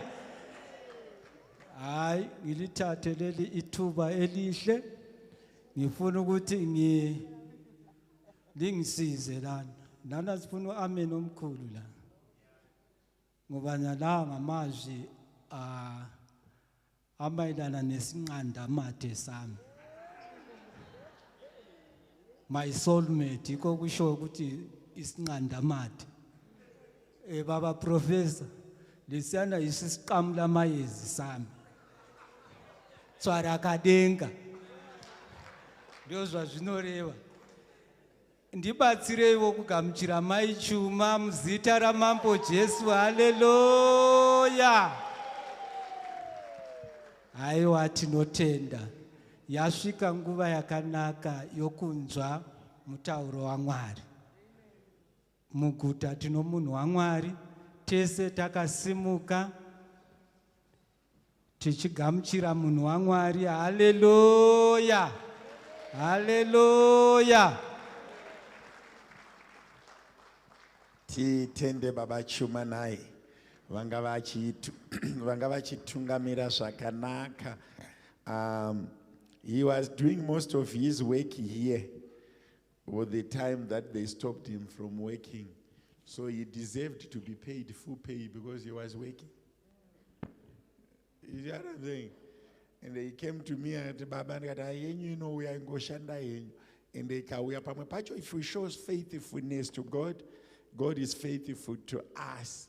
Tarisamuna aripadhuze kuti Ishe unondiitira zvakanaka. Dzokorora kuti Ishe unondiitira zvakanaka. Muno muri kutonhora ndo chokwadi chaicho. Regai timboti handidi zvekupiwa oda nemweya yetsvina. Oda. Handidi zvekupiwa oda nemweya yetsvina. Handidi Zvekupiwa oda nemweya yetsvina. Oda. Handidi zvekupiwa oda nemweya Timodzirwa yetsvina. pichana nozoparidza. Handidi Zvekupiwa oda nemweya yetsvina. Oda nemweya yetsvina. Oda. Handidi zvekupiwa oda nemweya yetsvina. Oda. Handidi zvekupiwa oda nemweya yetsvina. Oda. Handidi zvekupiwa oda nemweya yetsvina. Handidi zvekupiwa oda nemweya yetsvina. Handidi zvekupiwa oda nemweya yetsvina. Simudze kumbo. Rizira kana Jesu. Simudze kumbo. Rizira kana Jesu. Kana rikakukana sariwe. Viva Jesu. Viva Jesu. Viva Jesu. Viva Jesu. Viva Jesu. Viva Jesu. Naya Jesu. Naya Jesu. Naya Jesu. Naya Jesu. Naya Jesu. Naya Jesu. Naya Jesu.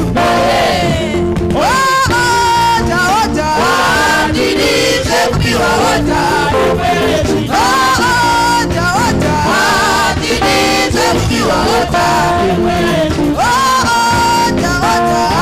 Handidi zvekupiwa oda nemweya yetsvina. Handidi zvekupiwa oda nemweya yetsvina. Handidi zvekupiwa oda nemweya yetsvina.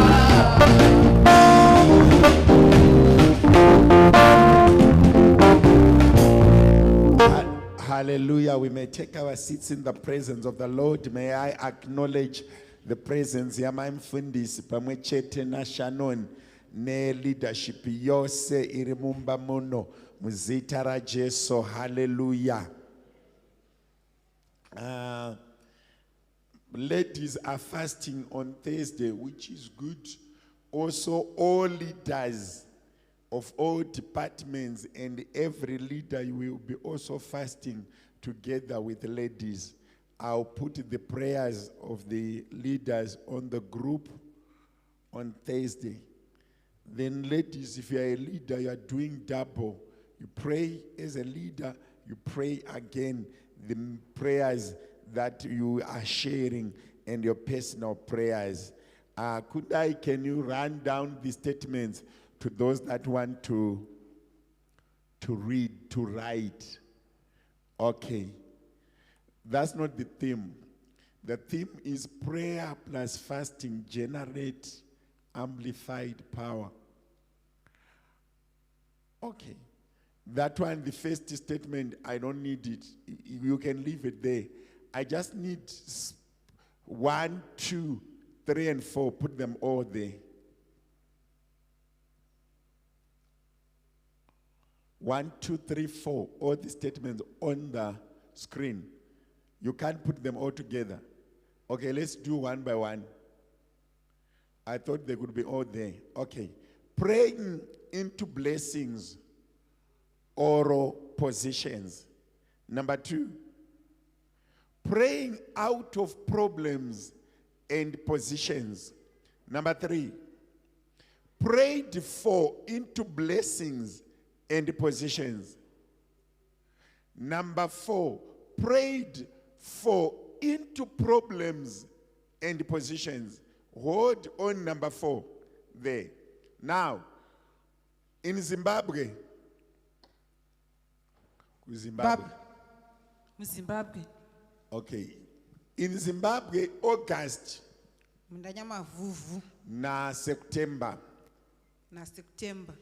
This is the month ya inoiswa vanhu that people are positioned into problems and positions.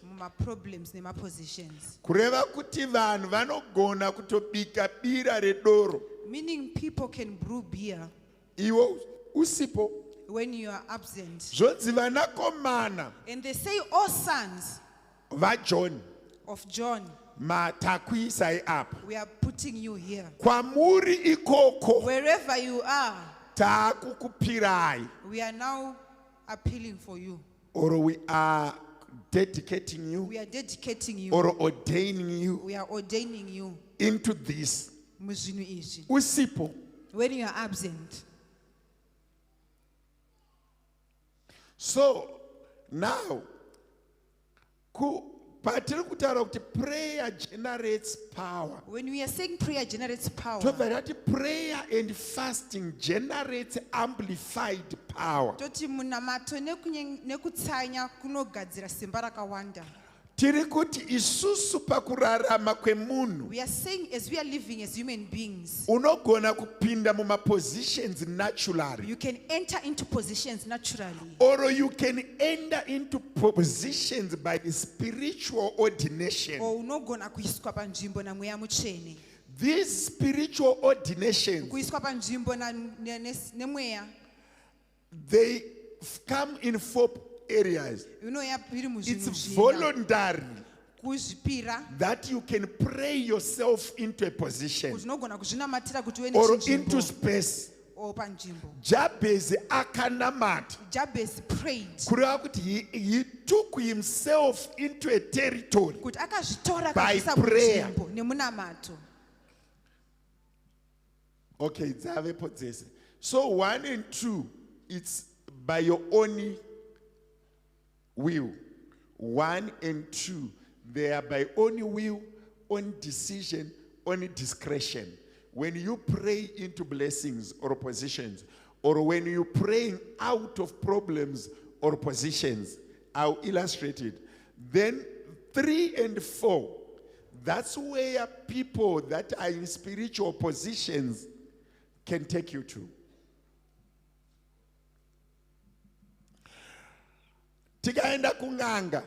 If you go to a sangoma, we are going to dedicate you there, either you want it or not.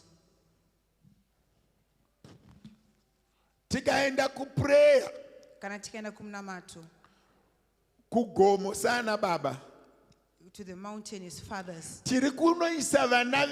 Into blessings. We are going to dedicate our and kids into positions without consulting them. I'm going to say Shannon. ndauya pamberi pamwari newe I'm before the Lord. with you. vanorwa newe Who fight you ngavarege kurwa newe must not fight you. vanoroorwa mwanangu You must be married. ndiri kunamatira mereji yake I'm praying for ndiri her marriage. kunamatira basa rake I'm praying for her ndiri work. kumukumbirira kuna mwari And I'm asking on I'm her behalf. ushering my daughter into a position Ndiri or kumisa into panzvimbo. blessings Or ndiri kumisa by makomborero. virtue of being a father. Nekuti I'm ndiri baba operating vake. on the scripture that says parents can bless their children. Kuti vabereki vanogona kuropafadza vana vavo. Zviri kunzwisisika here zvemweya izvi? In the same manner, Tiri mumweya mumwe chete I can be evil ndogona kuva munhu akaipa. and dedicate my child Ndopira into mwana wangu spiritual husbands, mumaspiritual husbands. or dedicate my child Or kuisa mwana to an avenging spirit, kumweya wengozi. kutora mweya wengozi Taking an avenging ndichiisa spirit pamwana wangu. and put it in Zvinyowa upon my nerenji child. kwamuri vashona? Is it new? So there are people that are in spiritual positions Kune vanhu vari muzvinzvimbo that can mumweya commit you to a certain spirit, vanogona kukuisa kuno umwe mweya, either positively or negatively. edha zvakanaka or Now, zvakaipa. pane hondo iri kuitika mudzimba There are wars that are happening in the nehondo iri houses kuitika mafamilies. and wars that are happening in Kune families. varume nevakadzi There are ladies and gentlemen vakapinda muzvinhu who entered into things zvavasingachagoni kubuda mazviri. that they cannot exit out of. Isu uchigara nemukadzi iyeye When you're staying with that or wife uchigara nemurume or iyeye you're staying with that husband, unofunga kuti ane utsinye, you think he's cruel, but haana utsinye. but he is not. Ane zvakaiswa paari There are things that were put on zvekuti him kana zvamubata that if they are now attacking him, haagoni kuzviregedza, he cannot control even it. achiziva kuti zvakashata, Chero achizoti zvakashata, but haagoni kuzviregedza. but he cannot stop from doing it. Vanhu ivavo vakuda kuti timachuwe sevanhu, Those people need us to tizive mature kuti as munhu people, uyu zvaari kuita uyu and knowing that what he is doing, hazvinei nekurwa it neni, doesn't make ane left to end to fight with chakarevererwa me. paari, There's something that but was said I am a upon him, victim but I'm a victim of this scenario. yezviri kuitika izvi. This is deep. Ndibate ipapo. Tiri kunorarama nevanhu We are living with people vakaordainwa kune zvimwe zvinhu, who were ordained into other but things, zvavanoita but what they do, zvinotirwadzisa. it gives us Isu pain. toti murume uyu ane utsinye, And you say this person is mukadzi uyu cruel, ane utsinye, this lady is but cruel, pakukura kwake but as he was kune growing vanhu up, vakatora reza there are people who take a vakaenda razor blade muchiunu chake and went to their waistline vakanodyara mimwe mweya and seek some yekuti spirits, kana zvamubata such that when it's attacking, anozviita achiziva kuti he zvakaipa. does it knowing very well it's bad. But ndo patiri kuuya isusu But manje that's when we are coming tobva now tati zverudzi urwu and say of this hazvibve spirit chete does not only asi come out, nekutsanya nekudini but by nekunyengetera fasting and praying. ndo pari kuuya tochiti isusu kana ndasangana nemunhu Say akadaro when you're meeting a person like this, handicharwi naye we are not going to fight nekuti him haana chaari kuziva pane zviri kuitika. because he doesn't know anything of Pakuda what is happening. revelation Pakuda yekuti chizaruro. hunhu hwatiri kusangana naho the habit that we are hwakuda meeting. prayer and Needs fasting. prayer and fasting.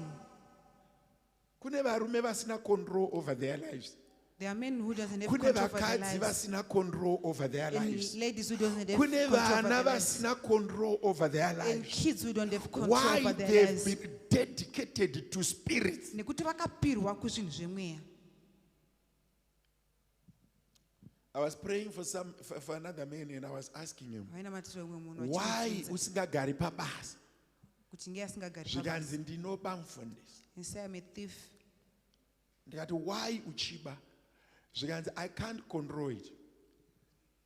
I can even see kuti munhu ane 2,000 today account muhomwe. And when I greet them, they get weak. And I get the money. What do you use the money? I don't know. Do you really want to do it? I feel bad after it. Pampacha, I feel also not courageous to return the money. Why? There is a spirit that was dedicated to the person. And the deliverance of that person does not come from within. It needs another person. Who say we have a problem at home. Help us. Prayer and fasting gives you way out of problems. Prayer and fasting drives you into positions, drives you into blessings. Deuteronomy, can you put the scriptures? Just put them and we read them as quick as go. Rombi, let's go. Go English. Also in Horeb, you provoked the Lord to wrath, so that the Lord was angry enough with you to have destroyed you. So he was there with the Lord 40 days and 40 nights. He neither ate bread nor drank water, and he wrote on the tablets the words of the covenant, the 10 commandments. And when he had fasted 40 days and 40 nights, afterwards he was hungry. Deuteronomy, it was a wrong scripture. Read the right scripture. It's Deuteronomy chapter number 9, verse 18.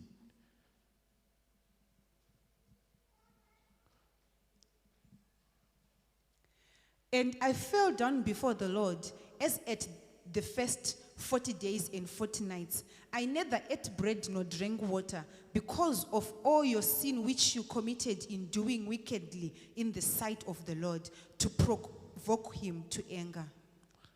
Kings. So he arose and ate and drank, and he went in the strength of that food 40 days and 40 nights as far as Horeb, the mountain of God. Matthew.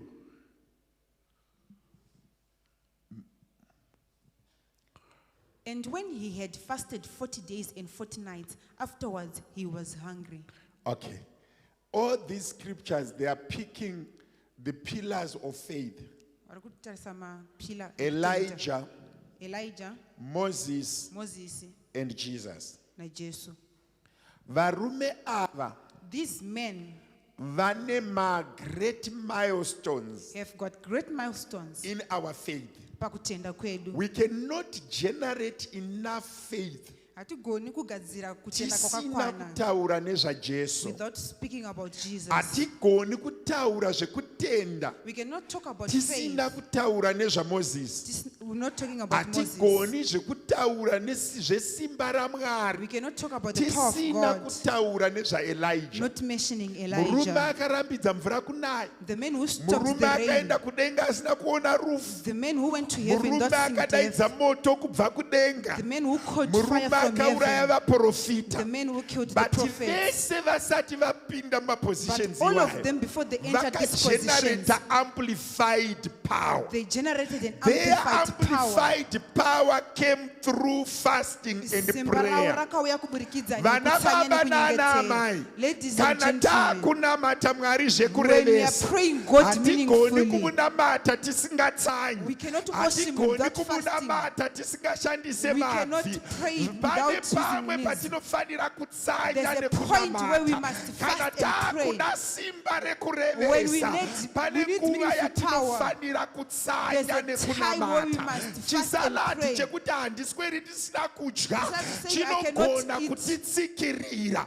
can It depress is you. proven kuti when you Zvakaonekwa fast kuti and when you ukatsanya, pray you ukanamata, generate power. unogadzira Varume simba. nevakadzi Ladies and vanotsanya gentlemen who vane fast, simba rekurayira mweya You've yetsvina, got power vane to simba command evil rekubuda spirits. You've mumaproblems, got power to vane exit simba from problems. rekupinza vanhu You've got power to mumablessings, enter vane people into simba blessings. rekupwanya You've got wakaipa. power to Kana destroy the takuda wicked. kuvhura masuo, When we want to open haavhurwe doors, nekutaura we nyaya, cannot open by anovhurwa saying nekutsanya stories, nekunamata. but we open Kana through prayer and takutsvaga fasting, divine power, when we are looking for tinofanira divine power, kutsanya we need nekunamata. to fast and pray. Kana chechi ichazopinda muhashe If the church is to enter vanhu the presence of vanofanira God, kutsanya people must nekunamata. fast Kana and pray. chechi ichagara pawashe The church is to stay in the presence of God. It's supposed to fast and pray. Mwanakomana waMwari The Son of akati God, zverudzi urwu he say of this hazvibve kind chete cannot only asi be removed, nekutsanya but by nekunamata. prayer and fasting.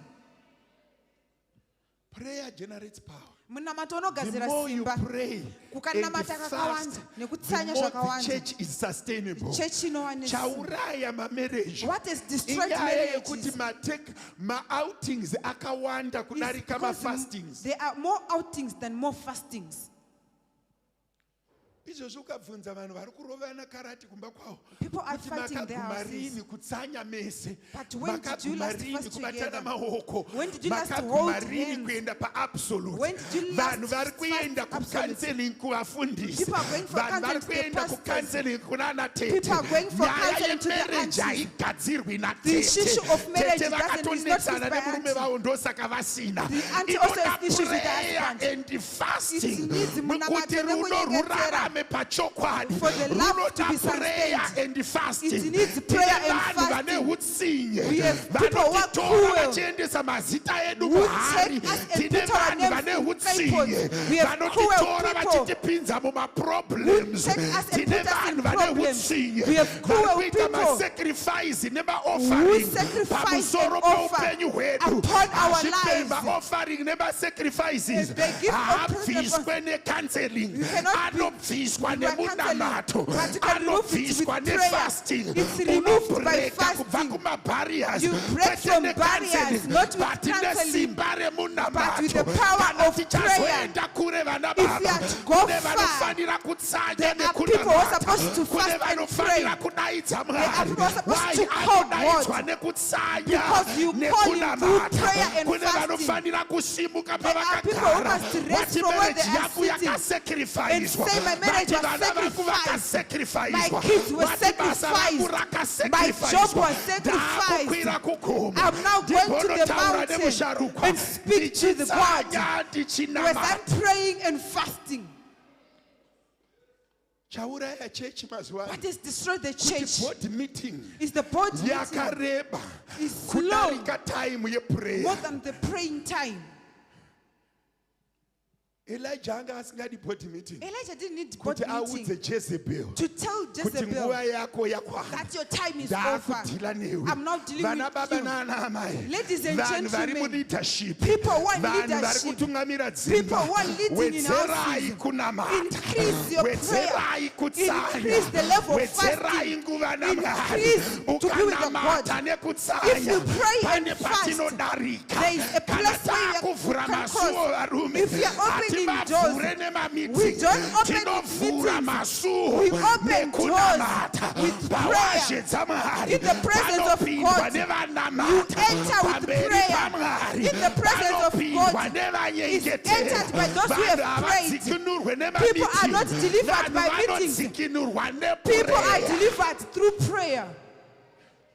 Varoyi havatyi vanhu vaswera Witches are not afraid of people who spend time in vanhu parties. vaita They don't hesitate people who were varoyi blind. havazezi vanhu vaswera They don't vachidya, hesitate people who were eating. vanozeza vanhu They hesitate vanonamata. people who Elijah pray. aityiwa namambo. The king was afraid of Elijah ainzi Elijah. muroyi waIsraeri. Elijah was called the witch Asina of bhiza Israel. kana pfumo, He didn't have a asina kana husband. bakatwa, He didn't have any weapon. akangomira nemunamato. He was sustained Apo by aiziva prayer. Elijah Ahab knew ari Elijah mukomana wezhowezhowe, as a kwete man zhowezhowe of- yesimba revanhu, not violence of zhowezhowe people's power, remunamato. but violence Murume of aiti prayer. akaapia, He is person ane who simba, appear with but power. haana kana bhiza But he didn't have any horse. rainaro. nemiseve We nemabhiza. don't trust in any Tinovimba chariots. naMwari. We trust in Hatirwirwe God. nenyama neropa. Flesh and blood do not Tinorwirwa fight for naMwari. us. God Kereke fights for yaJesu us. ngatidzokerei The church pamati. of God, let's go Ngatidzokerei to be on pakunamata. our knees. Let's go and Ngatidzokerei pray. pakudana Mwari. Let's go to be with the Ngatidzokerei Lord. pakukwira makomo. Let's go back to Ngatidzokerei climbing pama all mountains. night. Let's go back to all Ngatidzokerei pama night. midnight Let's prayer. go back to obedient Ngatidzokerei prayers. pakuverenga Let's shoko go back raMwari. to studying the word of God.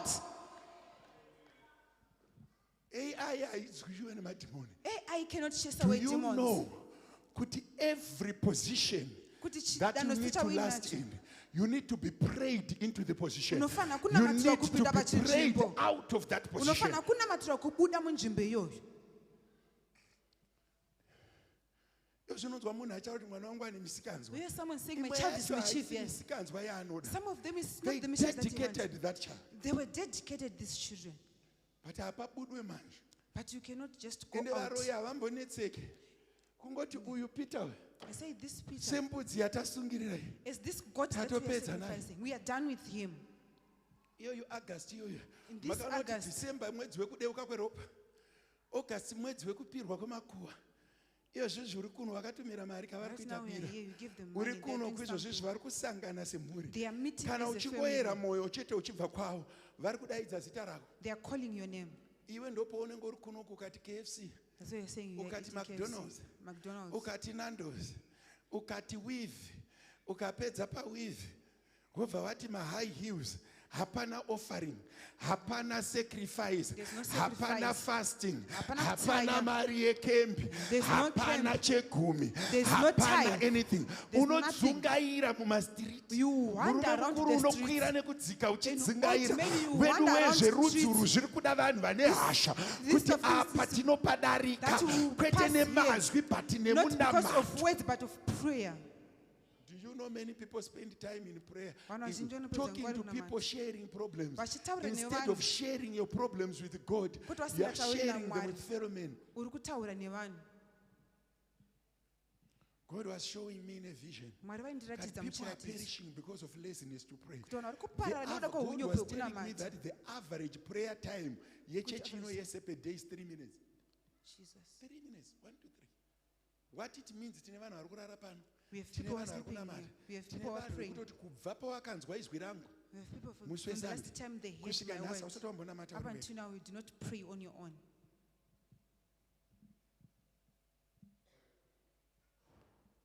ndaifudza mombe nemumwe mudhara aiputa bute. I used to head cattle with a man who Iri nyanga. used to sniff glue. Aiva nemombe yake 1. He only had one cow. Pese paikwana zuva pakada. Every time when it's noon, Pese paikwana. Aienda pasi pemuti. he would go under a Otora tree bute rake orirovera mu. Apedza ori peza. and he starts sniffing. Okudza vakuru vake. Iwe ukatenga hembe When you buy auinamatiri. clothes, we don't pray for it. Hembe yawakapfeka nyowa nhasi handaona kuinamatira. You know what happens in true words? They take it, they fit it, they put it back. Hembe yawakapfeka yakatombopfekwa nen'anga. Iri mu true words, iri nyowani. After fitting clothes, where do you put them? Back on the hanger. Ndikutaura nevesa. Juzi ravakapfeka rakatombopfekwa nasangoma. Rakatombopfekwa nemuroyi. Pawakaritora, you don't dedicate anything to the Lord. You are too saladic to pray for clothes. Jesus. Yepa kune vamwe vanotouya vachidzipfeka so vachiinitiata just nevanhu come to initiate kwete this dzekumupedza nhamo no dzemuedgar iwe une 2 weeks usati wanamata We have 2 weeks ndobva kuti without tasha prayer. tasha tasha this jacket is good mweya uya vati uyai kuno pa svika kumba so murume anokuona chipoko pauri uri chipoko We are ghost. izvizvi mukadzi wako anenge achiona mhondi The wife is hauna seeing a chavakatadza rover. vakangotadza kuti pajuzi rako baba Just maita saw henyu one nejuzi iri zvandaritora raapandiri makati chese chatabata chava holi wozopfeka. Do you know those small things it Zvinhu transforms zvidiki life? zvidiki izvo zvinoshandura upenyu. Kungonamatira bhegi remwana so Just mari praying for tenga your child's school bhegi bag. remwana wechikoro kungoti baba Child's school taakunamatira bag. bhegi iri So I'm not praying ritakurewo for this future bag. yemwana wedu mabhuku. Ukazwa panotaurwa mufundisi unofinyama kumeso. Ngonzwa pataurwa zita ramufundisi unonzwa hasha. You become angry. Vamvuri nebasa reivaniwa unoita kuhonga kunge imbwa wangonzwa izwi ramufundisi But ukaona pakanzi we do abortion for free. Unoita 10 minutes wakastika uchiverenga madei. Pane mimwe mweya inofanira kurambwa nemwana wemunhu. Kuti Mwari kana mandinzwira nyasha. Imi Mwari kana mandirangarira.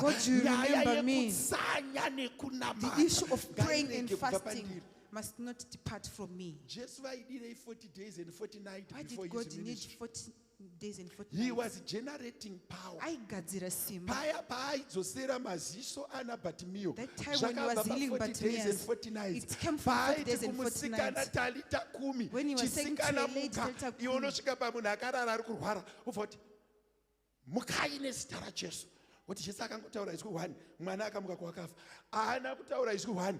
Ane speak only one 40 word. nights and He 40 had 40 days and that 40 are nights. banked in the prayer bank. Dzakaisa Iwewe muna prayer mato. bank rako riri papi? Where is Do your you prayer have bank? a prayer bank? Unaro here Unayo prayer here bank? minamato yakachengetwa? Do we have a prayer bank?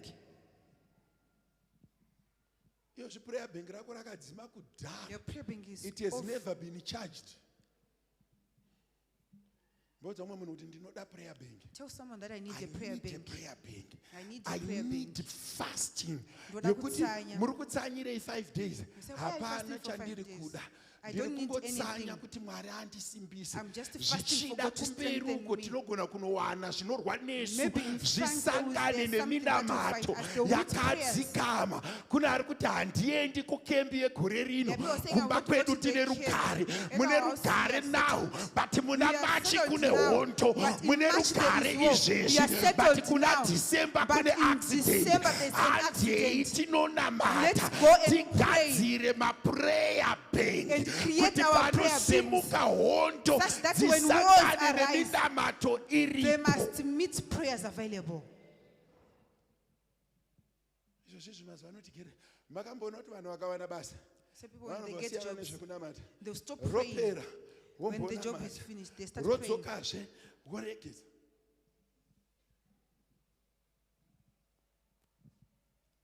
Aumboudza umwe munhu. I want to tell someone. Kuti those positions, come bring them back. The 4 of them, let me Izvi explain to them. Let me explain more. Okay. When you praying into blessings or positions, this is when you plead with God. Ndopaunotaurira Kuti Mwari, naMwari. ndipinzeiwo paposition iyi. Like, may you put me in this Mwari, position. ndipeiwo basa iri. May you give me this Mwari, job. ndipeiwo mwana. May you give me a Mwari, child. ndipeiwo utano. May you give me health. If you pray into position, Ukanamata or kumupinda if you muchinjiro. pray into blessings, Okunamata it's mumakomborero. easier to revert to God when Zviri- that blessing is shaken. Zviri nyore Or kuzodzoka when kuna that Mwari kana position is threatened. zvakukunetsa. You can easily say, Unogona in kuti 2026 August, in 2026 I muna prayed August for this job, God, ndakanamatira and you basa iri blessed me Mwari with this job. mukandipa basa Now it's iri not doing well. nawo harisi kuita Help me. zvakanaka Why ndibatsireiwo you prayed into position? nekuti wakanamata When you kupinda munzvimbo pray into iyoyo position, Kana you ukanamata are kupinda connecting munzvimbo the move that you are taking uri to kubatanidza the kufamba kwako permanent charging spot, which is God's power. kusimba raMwari So wherever you go now, kupi you are nekupi connected. kwauchaenda wakabatanidzwa naMwari. Ukadanana nemunhu If you fall in love with someone zviri physical, that is physical zvisina spirituality mukati, without spirituality that in it, marriage or that relationship hailast. hakuna kwazvinosvika. Manzwa vamwe vakanzwa rwiyo rwehymn Musamane vakati day, uyo anorooreka. Iwe unoimba mahymn but uri kudadira mufundisi haudi kumaimba. Ino wangu mukadzi ndakamuona kuinda session morning prayer aine muiri mudiki-diki kati kamunhu akamanamatira akanoita nespidi handinayo ndogona kubatsirika rega ndikarooreka muna. Every morning mangwanani tiri kuyunivhesiti vamwe vari bhizi kufamba vhendi iri painotangira zamu rese riri panze kunge remombe.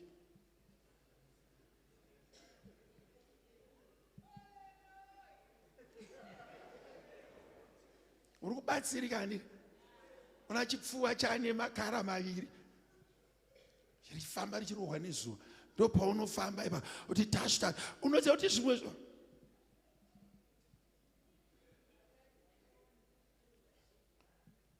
tiri kuuniversity ikoko ndopatakaona kuti manamatiro aya every morning 6 o'clock indaipinda na6 iwo anga wakubuda chona munhu semester yakutopera ndingatangirwa nemunhu mona December wakutaura izvi unoziva kuti pamwe pacho vakomana nevasikana vari panapo kana maakutsvaga musikana usarore munhu asingaendi kuprayer camp vakomana voye muri kundinzwa asingaendi kuprayer camp siyana naye asingapindi kuita session siyana naye wausati wamboonowa achinonha papulpiti siyana naye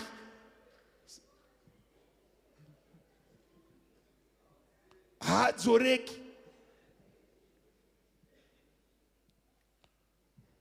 anoda musikana wokuti unomuti today I want to buy you KFC oti thank you so much today I'm on prayer on fasting wozoti zvinenge zvine musoro kumberi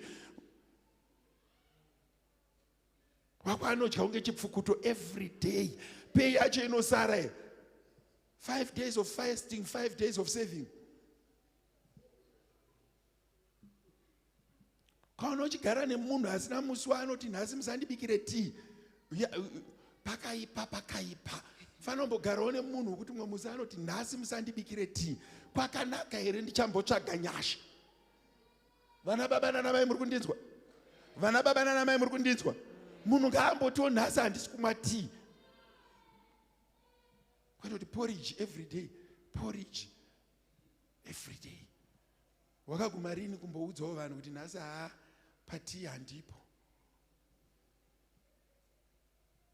so simba rako rinobva kupi? Where does your power come from? Can I tell you one thing? Nyika yatinorarama inodemonstrate kwa power. Vafundisi chaivo vanodemonstrate na power. Ng'anga dzinodemonstrate na power. Madzimai chaivo anodemonstrate na power. Vangani venyu vakamboshanyira mafamilies. How many of you have visited families? A family. Kwete mukomana chete. Unobuditirwa mabhawo 6. Remaveji, resupu, refish, rekuisa mabhonzo, mabhawo. Vari kudemonstrate urongwa hwavo huri mukicheni. Kune kwakaiswa jira regreen up, pakati repingi, uko kwaiswa majira achidisplay. They are demonstrating power. Nekurongeka. Which there's nothing wrong with it. And in the spiritual world, there is also time. Ndinogara nchiudza vanhu kuti ng'anga dzemurudhapoti, masvikiro emurudhapoti, vafundisi vemurudhapoti, vauki vemurudhapoti, tese tinozivana. Mukangotiunganidza tinongoisana paorder, umwe neumwe anoenda panzvimbo yake. Usazombofe vakanyepa kuti ukasangana neng'anga iwe uine 2 months usati wambotsanya woti be delivered in Jesus. Unoma because chokwadi ndechekuti ng'anga dzine simba. Where it comes from, I don't know, but dzine simba. Iyo zvikanambira kuti ng'anga dzine simba, ndakutora chidumwa one day, ndochibaya netsono, ndochisunga nekamucheka katsvuku, ndichikande pabhenji, tione 1 mukrista anogara pabhenji ro. You don't sit there. Why? You respect the power that operates in that field. Why am I saying that? Ndikuti kana tichizoita vaKristu, tichazorarama muchiKristu. We need to generate power to counter other powers that are coexisting. Christianity gives us power to counter the other powers that are coexisting with us. It's a lie that Christianity is the only power we have. There's so many powers that are existing. Church ikasanamata. If the church doesn't pray, church ikasanamata. Muna anouya kuzoshandisa madzimai muchechi. Church ikasanamata. Church ikasanamata. Church ikasatsanya. Church inowara. The devil can stay here if we stop praying and fasting. We can stay in a satanist. We can stay in every form of power can dwell here if we don't pray. That prayer room where Ma'am Kombachoto says come at 8, it is the driving point and the backbone of this church. If that room dries up, every demon can be free to operate in this room. Praying out of problems and positions. They are semunu.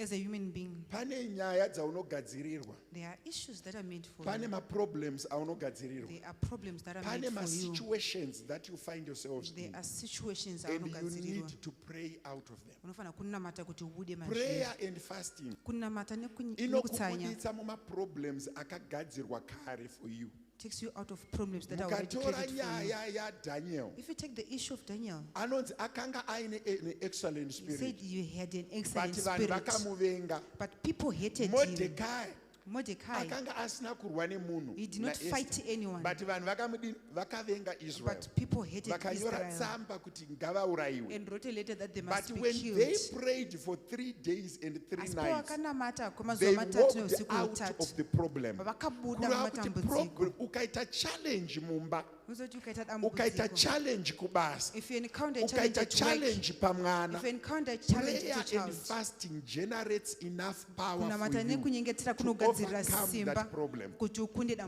Ndopatiri iroro. kuti isusu praying out of problems That's when you are saying praying and out of positions. problems and positions. Throughout there is time we pray into blessings, Pane nguva and yatinamata there is kupinda time that we need mumakomborero. to pray out of problems Pane nguva yatinofana and out kunamata of kuti positions. tibude There are muzvinhu certain positions kune dzimwe that we nzvimbo find ourselves in, dzatinowana and we tawe cannot patiri. naturally go out of them. Asi We hatingokwanisi need kungobuda to pray madziri. out of those Tinofana positions. kutonamata We kuti need to tibude pray madziri. out of those Madziri. problems. Tinofana kutonamata kuti tibude mumatambudziko iwayo.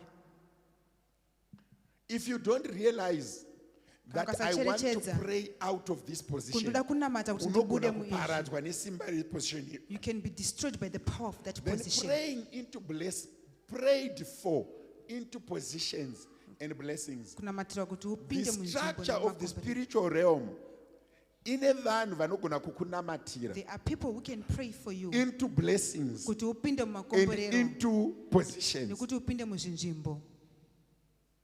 Kune vanhu kune mapositions Kune zvinzvimbo nemablessings nemakomborero ausingapindi wega, that you cannot enter on anoda your vamwe own. vanhu kuti vakupinze You need maari. some people to put you in them.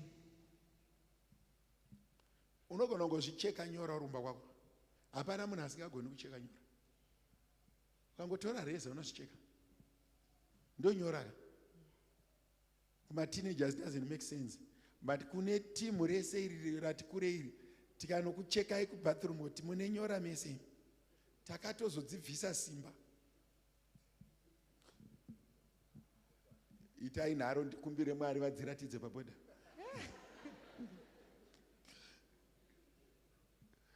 Inyora dzatakachekwa tisina kukumbira, tisingadzidi, pamwe pacho tisingazive zvadzinoreva.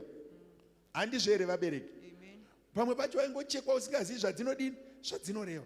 But those now we can, that's why I'm saying you can be prayed for into blessings, Unogona and you kunamatirwa can also be mumakomborero. prayed for into positions. Unamatirwa kuti upinde And muzvinzvimbo. also there's once you are in problems Kana wapinda and someone matambudziko, prayed for you into problems unokunamata kuti upinde and into positions, ukakumbira kuna Mwari, if you ask God can also take you out of those Mwari problems. anogona Kune kukubudisa vanhu matambudziko vanogona iwayo. kuita pray for you out of problems Kunogona kunamatira and kuti out ubude of mumatambudziko nekuti ubude muzvinzvimbo. ndo panoshanda vafundisi. That's when pastors come That's up. where pastors, elders of the church comes in. Kuti pane zvimwe zvinhu zvakaiswa pauri And there are other things that were zvinobviswa put on you nevafundisi, that can only be zvinobviswa removed by pastors nemaelders. and church elders.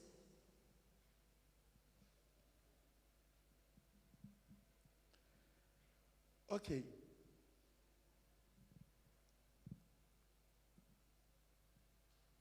But do you know that also elders can put you into problems? Muzoita kurekerekwa anogona It's a kukupinza First matambudziko. Timothy chapter number 1 Timothy 1:18-20. Ndoda kuiverenga. Ndoda kubatsira vanhu vanoita nharo muchechi nekutuka vafundisi nekurwa nevafundisi. Pamwe pacho nekungorwa nemaprogramu. Musaende ku-all night, musaende kuchechi, musabvise chegumi. Rega ndiverenge ndega.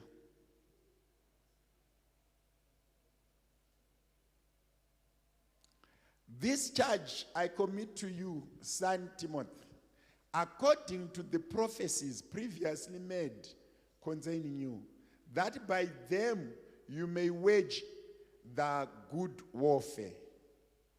And having faith and a good conscience, which some having rejected concerning the faith, ye have suffered shipwreck. 20.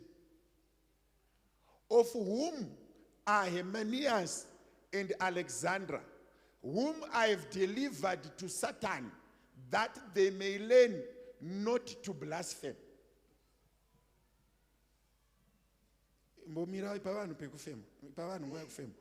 Did you ever read this scripture?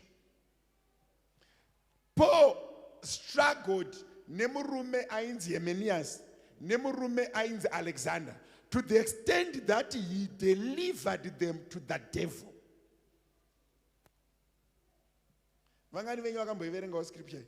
Ndozoti vanhu munofarira panoti ndakarwa kurwa kwakanaka, ndakachengeta kutenda, ndo yamunoziva. But Paul struggled with these two men.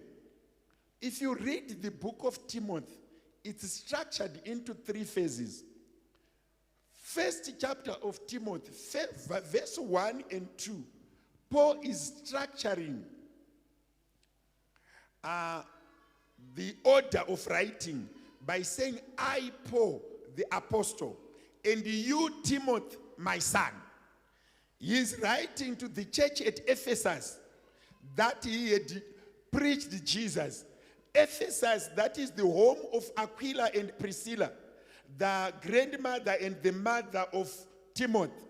And Aquila and Priscilla have funded the establishment of the work at Ephesus by selling the purple cloth. Now they were partnering with Paul to establish a church at Ephesus. Now, if you read the book of Timothy, chapter 1, laying the foundation of Timothy, from verse 3 to verse 12, Paul is articulating the challenges of the city of Ephesus. One, there were myths. People were talking a lot of myths. People were talking and arguing about genealogies, who gave who birth to who. And people were dwelling on interpreting the law in a wrong way. And ahead of the people that were criticizing the gospel was Hymenaeus and Alexander. So you take it from 3 to 12. He is detailing the myth, the genealogies, and the abuse of the law. You take it 13 now to 17. Paul is now articulating his salvation, how he met the Lord and he was delivered. When he is concluding the book of chapter 1, when he's encouraging Timothy to continue with the gospel, that's when he's telling Timothy, verse 18 and 19, that ye now need to focus on conscience of good warfare, not negative warfare, and teaching people the sound gospel. But he's also addressing that the chief fighters, Hymenaeus and Alexander, they can no longer stand in the way of Paul, of Timothy, because he had delivered them to Satan. With me? So that's what Paul did on chapter 1. He delivered Hymenaeus. Kuna umwe munhu ari kuti pastor zviri kuenderana kupi nescripture yenyu muri kutishishidzira. Handisi kukushishidzira. Ndiri kuti there is someone who is operating in the spiritual realm. At his operation in his spiritual realm, as a spiritual operator in the spiritual realm, he is now has the power to take Hymenaeus and Alexander from their argument and standing on the way of the gospel and deliver them to Satan. In other words, he is saying these can never be delivered or saved because they fought with the Lord. Gospel, pure gospel. If you stand too much fighting the things of the Lord, you can be delivered into the devil. If you stand too much and fighting for the Lord, you can be ushered into blessings. Waizviziva here kuti kunyanya kurwa nebasa raMwari kunogona kukanganisa semunhu. Iyo zvindati maleaders fasai Thursday. Iwe unodya porridge. ugodya magwinya, ugomwa tea. Musi unonzi maleader simukai over kuti hallelujah, you are blasphemous. You are too blasphemous. Ndo yakakanganisa Hemanias na Alexander. Yekuti mweya wati, iwo woti. Dzosera mapoints angu ndichipedza. Vanhu havadi pandiri kuenda apa. Ndinoda kuti vanhu vapedzere pahigh note tichita amen tese. All right. Ndaverengesa 3 scriptures, 4 scriptures. Dzanga dzichitaura nezve 40 nights and 40 days. What do we do? Seven. As people. What is the total outcome, or what are we expecting to do? Kana wakagara padhuze nemunhu akarara mumutse anga achitoona movie kana maolympics but akutorara muchechi. Unotsara kuti pamwe pacho unogona kungorara muchechi chete kumwe kwese unewakamuka nekutonhora kwakuri kuita uku uri kudzwa nepi kopi. Okay, now why have I put these 4 points?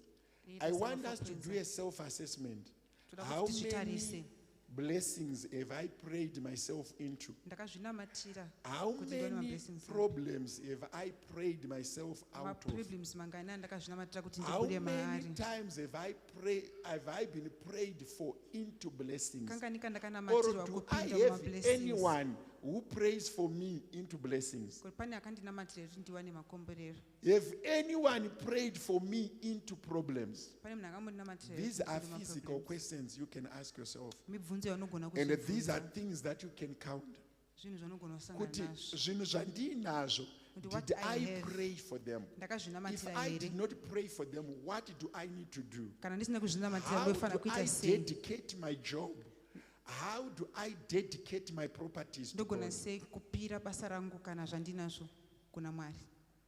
Makristu pane this thing chokuti you buy a house, it operates without being prayed for. You buy a car, it runs without being prayed for. Pane zvinhu zvinofanira kunamatirwa. Pane zvinhu zvaunofanira kunamatirwa. There are things that you must pray for. Haugoni kurana car yausina kunamatirisa.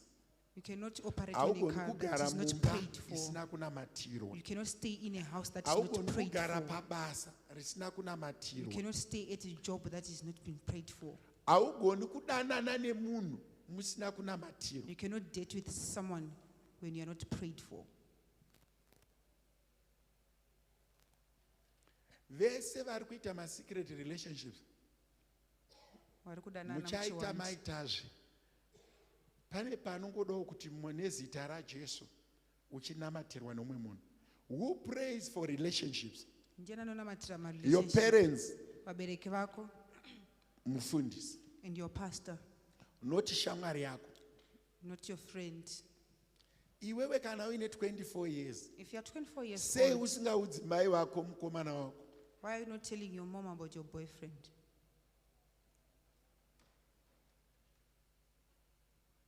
Sei usingaudzi mufundisi? Vese vari kudanwana nawo Those who are dating musingazikanwi. and you are not known. Can I repeat this statement? Amusi kudanana ba.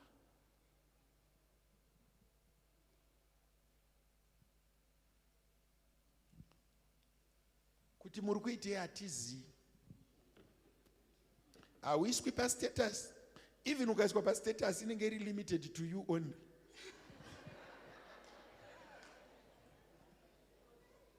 Ukaona waiswa pastatus imbobvunzawo vamwe kuti muri kuonawo status yebhebhi rangu here.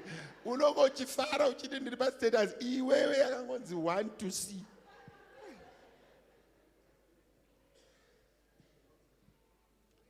Muripo here interpreter? Yeah, tiripo.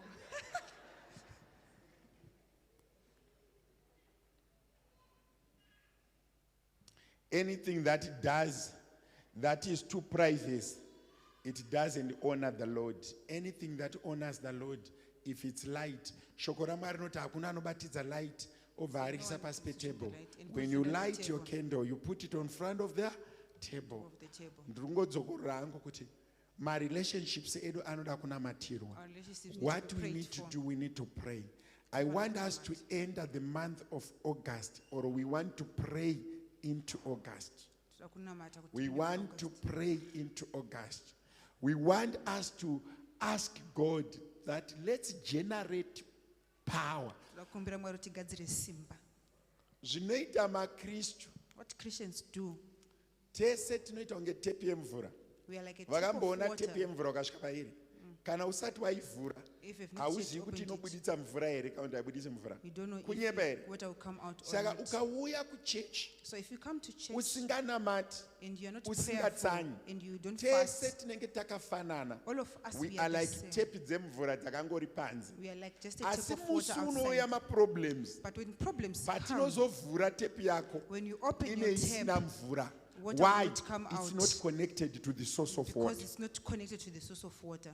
But if you are praying and fasting, Asi kana uchinamata musi unouya nekuitsanya, maproblems, panouya tikavhura matambudziko, mvura to quench the problems, if you open mvura the tap, inodi inobuda. the water will come out. Saka pachikristu tine vanhu vekuti they demonstrate, they pretend, they live like Christians Tine vanhu until vanonyepedzera. one day you realize kuti apa hapana mvura apa. Kusvika rimwe It is mazuva the vanoti there is shadow no of a water. Christian. It is not Christianity. True Christianity is best founded in prayer and fasting. Then chimwezve chinhu ndakutopedza chinokanganisa vanhu paprayer and fasting. What You disturbs can people in never fasting? pray and fast without sacrificing. Hagoni kutsanya nekunyengetera usingasacrifice. Ndakafarira statement yavachiyangwa ene ndoipindura ndoidzokorora. Enjoy. Christianity was initiated by sacrifice. Jesus had to be sacrificed for us to be called Christianity. Ainzi Jesu, Was called Jesus. zita rekuti Christ, it gained momentum the day he overcame death through crucifixion. Kune vanhu vari muno mokuti chikristu chedu Our achina anything that it cost us. Besides bvudzi rako, makeup yako, nehembe dzaunopfeka. Kunamata Mwari, there should be evidence that you are a Christian Panofanira une in zvinobatika your kuti uri bank muKristu. account. Mubank account mako. There should be evidence that you are a Christian Panofanira kunga pane mu zvinooneka bedroom mako. in your bedroom. What does it show that you are a Christian in bedroom Zvinoratidza mako? sei kuti uri muKristu in your It should, bedroom. you must have a Bible, Unofanira kuva a nebhaibheri. physical Bible that stays in your bedroom. How many of you vane maBhayibheri anogara bedroom? Anoti inini I've got my Bible in my bedroom. You can never sleep mu bedroom musina Bible. It's an offense in the spiritual world. Pane anonzi ma-artifacts of prayer. Ukaenda pamba peng'anga, If you go unoona zvuma, unoona ma-shells, unoona ma-skins. You see what I'm saying? The moment you walk into a Christian's house, first calendar church. First it's Bible. Bible. Kana uri FM hymn book.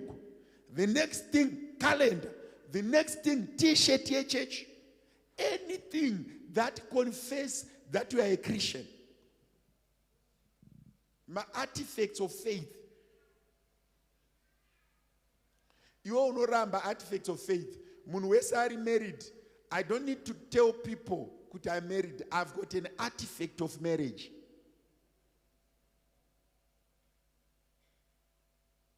Vane maringi vasati vamarasa imbosimudza maoko. Vasati vamarasa imboti yakaera. It's an artifact of marriage. This ring, it's an artifact of marriage. Mukristu anofanira kunge aino amaroma anogara nerosary, but kuva anything chakanyorwa kuti in God we trust, in God we believe, Jesus is our Lord and Savior. We welcome you in the name of Jesus. Ngapave nechimwe chinhu chekuti dhimoni rikasvika mumba mako rinoona kuti panonamatwa Mwari.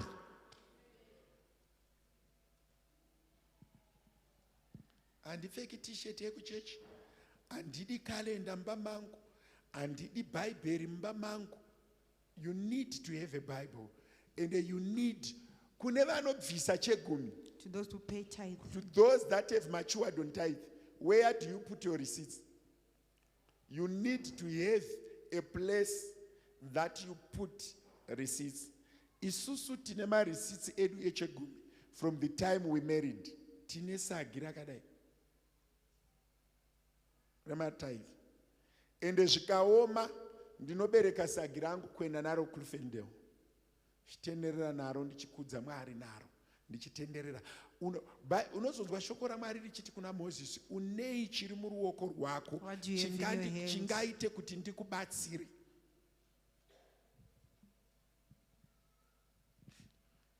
All right. Sacrifices atinoita kutonorwa kwauri kuita izvezvi. Munhu wese ari kutonorwa kusiya kwangu naRumbi. Tiri kudzirwa because we are working actively. I'm not God. Paunenge wakudzirwa muna October inini nchiswede. 2, you need to sacrifice mari yekuchurch, mari yekombi yekuchurch. You need to sacrifice mari yefuel. You need to sacrifice tithe. You need to sacrifice hope. Imbodzokorora kuti hope. Vanhu vazhinji vanoda Mwari, but vane chirwere chehope. Haagoni kumuka achinamata. Akarara. Munhu munanzi amufundisi munonamata nekuti muri mweya waMwari. Kunamata kunorwadza. Kunamata kunorwadza. You need to wake up. And pamwe pacho ukanamata ukati ndoda kunamata ndiri pamubhedha ukaisa up. Unotozomuka up yacho ichingoripo usina kunamata. You wake up, you go to the bathroom, you famba, hope dzopera, you start to pray. It's a sacrifice. It's a sacrifice that takes discipline. Kune vanhu vanonamata seni, I can tell you kuti ukati uda kunamata hour, kazhinji kacho paunotanga pamwe pacho unenge usingafeel like praying. If you pray 5 minutes, 10 minutes, the Holy Spirit takes over, then you continue. It's not every time paunopinda prayer uchida kunamata. Unopinda prayer because you are disciplined. You said, I pray an hour, and you sacrifice that hour, whether you feel like or you don't feel like. Mazuva ndakatanga kubvisa chegumi ndiri mukomana. Maria yaindirwadza. Zvekutodaro chaiko. Pane vandakabvisa chegumi changu ndiri mustudent kuChinho University. Vandasvika kune shop yainzi Express ichiriko yanga iri branch reEdgars yaiwekwa handiti. Ndapinda maExpress vandaona t-shirt. Apana handichangobva kuisa mari maakaundi echechi. Ndikadai ndatanga ndapinda nemuno mumani ndisati ndadini. Ndaenda kunoisa mari. Pana vamwe vainzi baba Gambiza vaiweza. Ndakapiwa mari yangu ndichisvika ndichipa vaGambiza mari ndikati ndozoishandisa baba. Ndakwenda kumo ndobva ndaona t-shirt yakanaka yaikwana pamari yandanga ndabviso. Mumwe musi tichibva kuKempton Park tabvisa chegumi, taisada kuzikanwa kuti tobvisa chegumi, saka taiisa muenvelope kana mahafu woisa maenvelope kana 4 ungono makanda asina zita. Ndiri kufamba ndiri kupfuura nepagaraji ndaiona wamavhiza. Ndiri kuona chimota chachiripo ndaifarira maAudi ekureba yakanzi 33,000 on special. Ndikasaka ndanda kutosvika kapamota iyi. Apa ndini ndisinganamati vangani venyu vanombofunga pfungwa iyo. If you are still starting, zvinokubata kuti unofila kuti mari yandaendesa I could have done this, but ukajaira ukava disciplined. So sacrifices ekutonorwa, ekuuya kuchechi, ekumuka usingadi, ekupa usingadi, ekuteerera kunzi fasta usingadi, all those sacrifices, they make you a better Christian. Christianity is not a nice journey. Christianity is not a nice practice always, but it calls upon blessings. It calls upon discipline and commitment that produces results in blessings.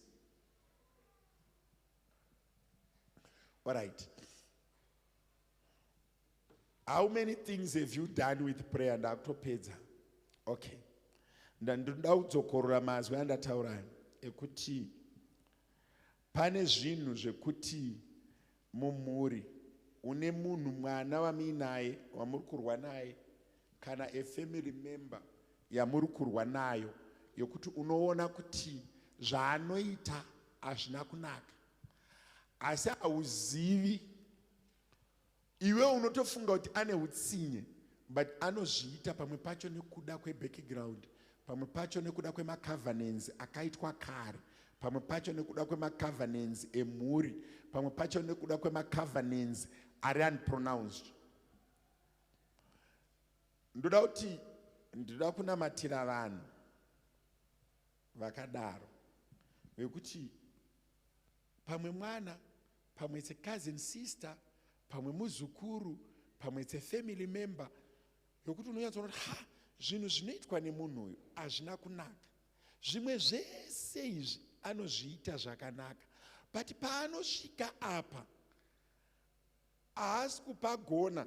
Even akati handichazviiti futi, unongoona kuti mangwana anozviita futi, obva aapologize, obva matombotaurirana monzwisisana, usadaro, rega kudaro, sei uchidaro, mangwana aita futi.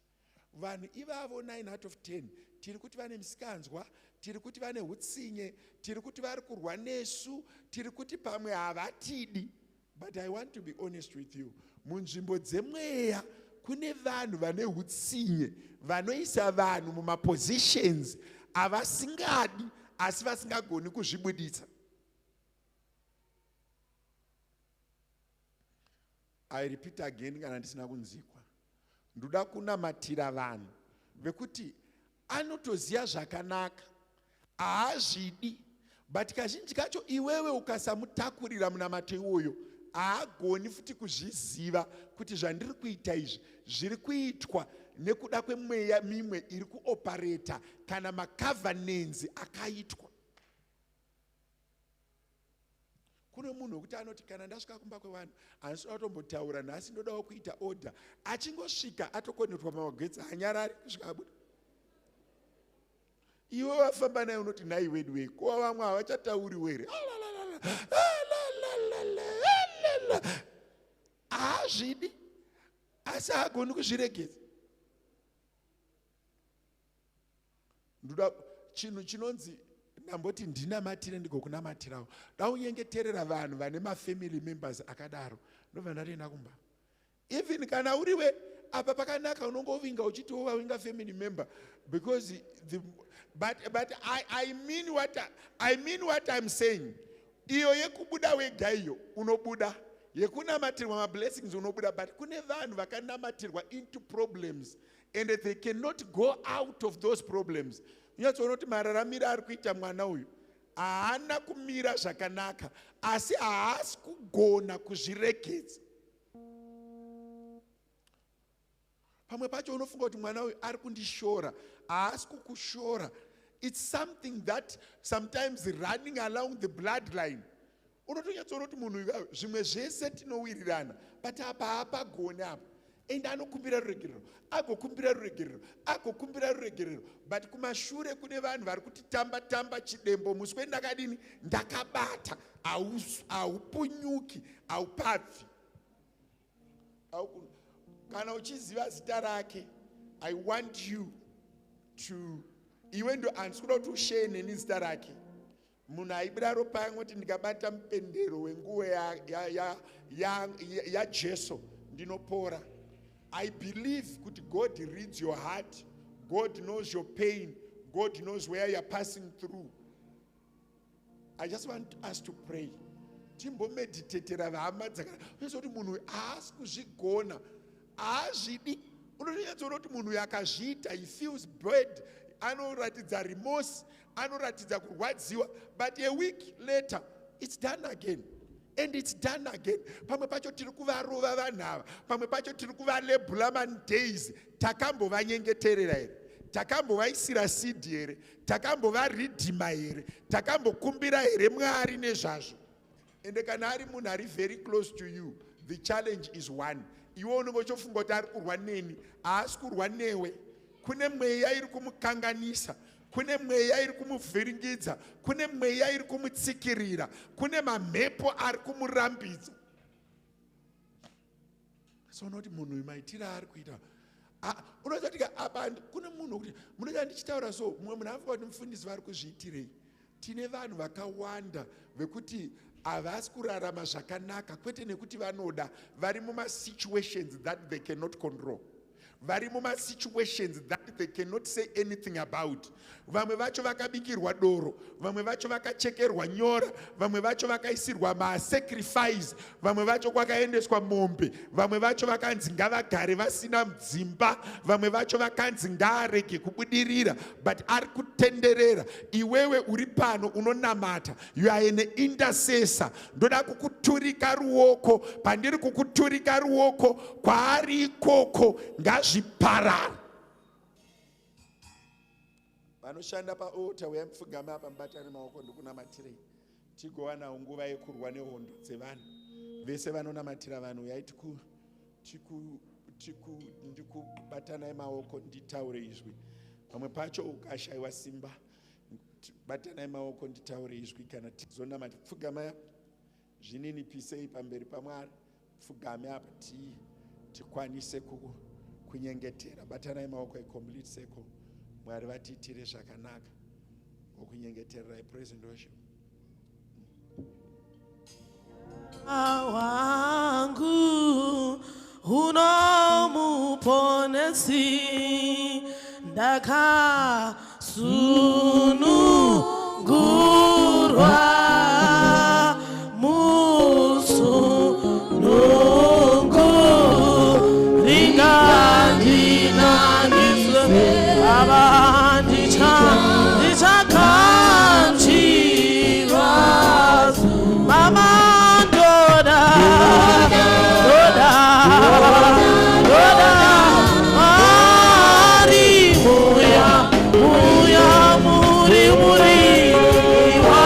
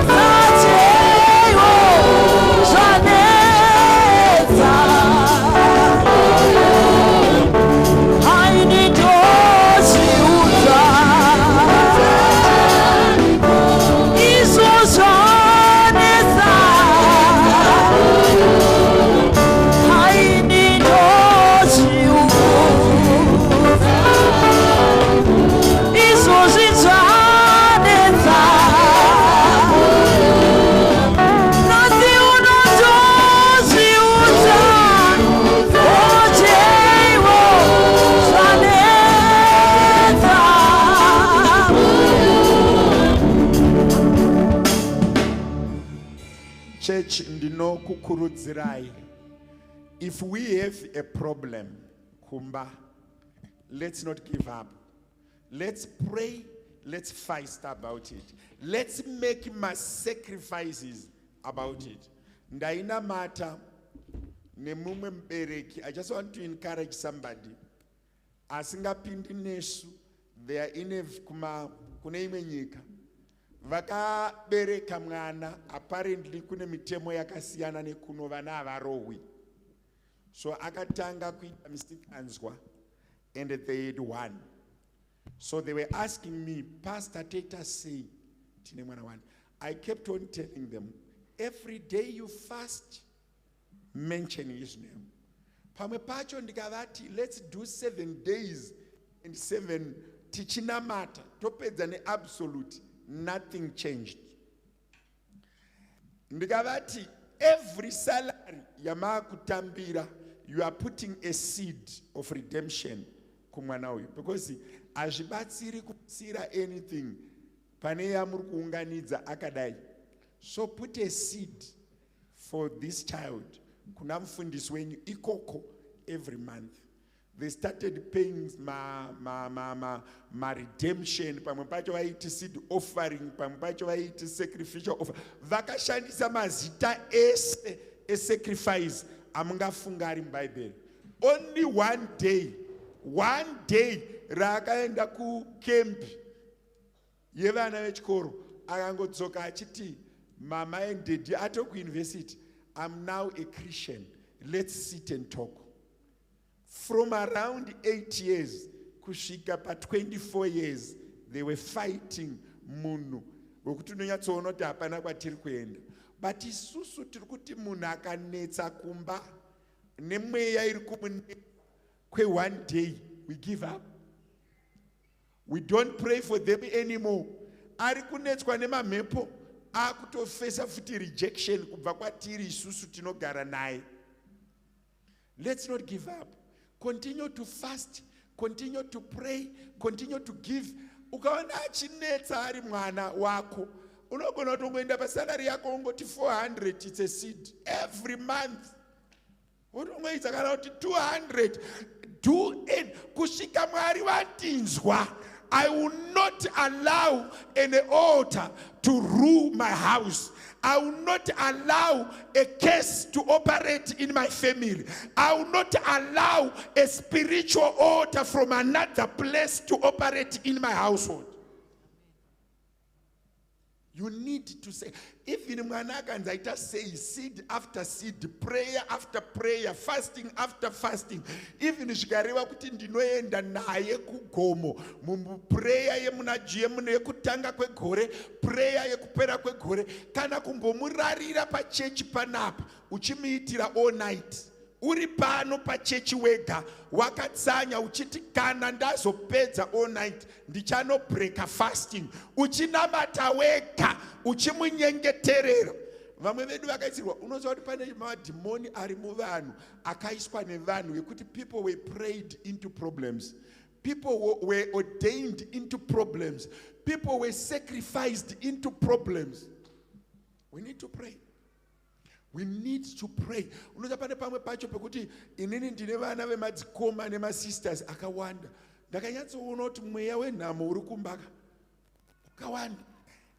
Every school fees or every mwana wandinoendesa kuchikoro ndinotomunamatira. Ndinotomunamatira ene nechitotaura kuti kana ndatongomubata inini anotobudirira chete. Ende pamwe pacho handingogumiri pakumushishidzira, no, ndinotomunyengeterera, kutomunamatira. Izvi ndine vasikana vakawanda, ndinotovanamatira kuti Mwari ngavaroorwe. Unonyatsoona kuti muvasikana mumhuri mukawarairwa vanoramba vachingokura, isu takanyarara. Let's pray. Ndoda kuudza mumwe munhu kuti haugoni kurarama usingatsanyi, usinganamati, usingaisi seed, usingaisi sacrifice, usingaite all night prayer, usingamuki pakati peusiku uchinamata, usingatauri naMwari. Because ma-altars, ukaenda nemota kumusha, vanosara vachichera zvavanochera, ukaenda uine nhumbu vanonochera zvavanochera, ukaita zvakanaka iwo wakanyarara kunoku. We need to pray. wedu wemamarriages ari kuparara, vanhu tichiti vanhu vane misikanzwa, nyambisirwa havana misikanzwa, Satani akadyara mhodzi. Unozoti unogona kuparadzirwa marriage nemunhu asingagoni kuswera asina kungotumira munhu kuti I love you. Anongotumira even 20 paFacebook. I love you, I love you, I love you, I love you, I love you, I love you. PaFacebook. Iyo paunonoti zvimahati 20. Woputika kuti wedu wemurume aenda. Nyambisirwa mweya uya uri kungoti rovanai, tukanai, spirit of anti-progress. Zvimwe zvinhuka. Musati makoshesa zvepamweya zvepanyama, imbobvunzai mweya kuti mweya ari kuti kudi, kumbonyengetera chaiko. Indakaona kuti kunyanya vanhu vanodanana kashoma kunamatira spouse yako kuti aite zvakanaka, kuti haasi kutondida, haasi kutondifarira, mwana wangu akadai. Wedu we100 timbononamata. Imi muri kuti zvinoendepi ni sekuru wangu wanga ina wakadzi 27. Inotonongomuka angel. Chechi ya Jesu halo. Chechi ya Jesu halo. Kumusha kuri kuuraiwa mombe, munoenda pamombe iri kubuda ropa, unoti muromo wako ipapo tsa kumwa ropa, fresh blood. Oripedza rese kuti du. Istovata kunoti akauya toenda, akauya toenda, akauya toenda. Zverudzi urwu zvinoda munhu ane nharo kutoramba kuti ndiri kuramba. Ukazvitadza involve a pastor, include my pastors. Let's fight for vana vedu, let's fight for our marriages, let's fight for our sisters, let's fight for our cousins. Tichivanyengeterera. Ndine mumwe munhu andiri kuchallenge masikati ano muservice ino, ndiri kuti zvimwe zvinhu zviri kukunetsai hazvisi kuda kuti imimi mungoseka, zviri kuda kuti timboita masacrifice. Mazoza ndiweza tanagura unotoona kuti pane mweya uripo ende imi hamusi kuaddress. Ndiri kudzokororazve. We need to pray out of problems. We need to pray ourselves out of problems. We need to pray for our beloved ones out of the problems of sacrifices. Ndoda kukupai testimony inorwadza, kurwadza chako kwokuti pamwe pacho unorwadziwa. Ndine mumwe mukoma wangu, handisi kutaura zveku next door, nditaura zvekumba kwedu. Ndine mumwe mukoma wangu ndomuendesera vana kuchikoro. Pakangonotanga mwana wake kucollege, akabva abahwai dzangu, vaba udzi dzangu. Uchitomuendesera vana kuchikoro, tabva taapa family gathering, zvikanzi taakuda kubika, zvikanzi ndiri kutengesa huku. Tengai huku, mobva matenga huku ya. Ndandega ndakanzwa maimufundisi wakugunun'una, zvikanzi vana ava. Ndikati iwe, iri ndo dhimoni rinoda kuti tibvise mwana kucollege. Vagoswera futi vachitenderera naye pano. Ndakabva ndati nehwai dzacho hadzina basa, nembudzi dzacho hadzina basa, because hatisi kurwa nembudzi nehwai, tiri kurwa neaenda kuteshari uyo ari kunzi come back home. Revelation yakakurumidza kunditaura kuti the only thing I can revenge here kubvisa mwana kucollege. Muri kunza zvinoitana zvoreva kuti pamba apa hapafani kutsika mota, pamba apa hapafani kuita graduate, pamba apa hapafani kuita cooking oil, pamba apa hapafani kupfekwa hembe dzisina zvigamba. Satani anogona kukuenderai kumberi. Zviri normal kwakungoti mukoma hamuappreciate, mwana ngadi katso. I didn't even ask mbudzi dzacho. I didn't even ask hwai dzacho. Iyo zvezvi Mwari vachibatsira pakati pedu pana akatibatsira. Ukachiona chiri kuattachment chakatoitwa manager, chiri paattachment chimusikana ichocho, chikapiwa department rekutungamira. But dai takakoshesa mamhepo apfeka baba ari kuti hapana chakanaka chandinoda pamuviri yangu.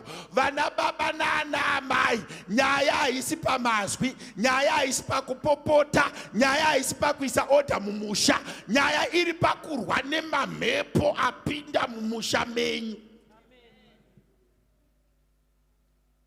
Yozvizvi kune nherera dzisiri kuchengetwa. Baba wacho akasiya vandituka, baba wacho akandipopotera, mai wacho akandidadira. Wedu we 100 inorwa nemweya iri kurwa nesu kumhuri. Can I repeat this? mukationa takamira panapa takapfeka masutu noita hapana mufundisi kuri right, kune honto dziriko. Iwaye mari mwezi rumwe chimwe takachipa mari yefees, mari yerent yabiwa apa chiri mufaino ye. Ukangobatwa nemweya madhimoni ngaadzokere kumba, ungoti bhatarai futi imwe anopedza chete. Eno unenge unyatsoona kuti mumhuri muka tikaita zvekutamba pane mweya uri kuti come back home. Ndaudza umwe munhu anga akuti ndapa point yekukwita. Hausi kuenda. Uri kundinzwa mwanangu? Hauna kwauri kudi?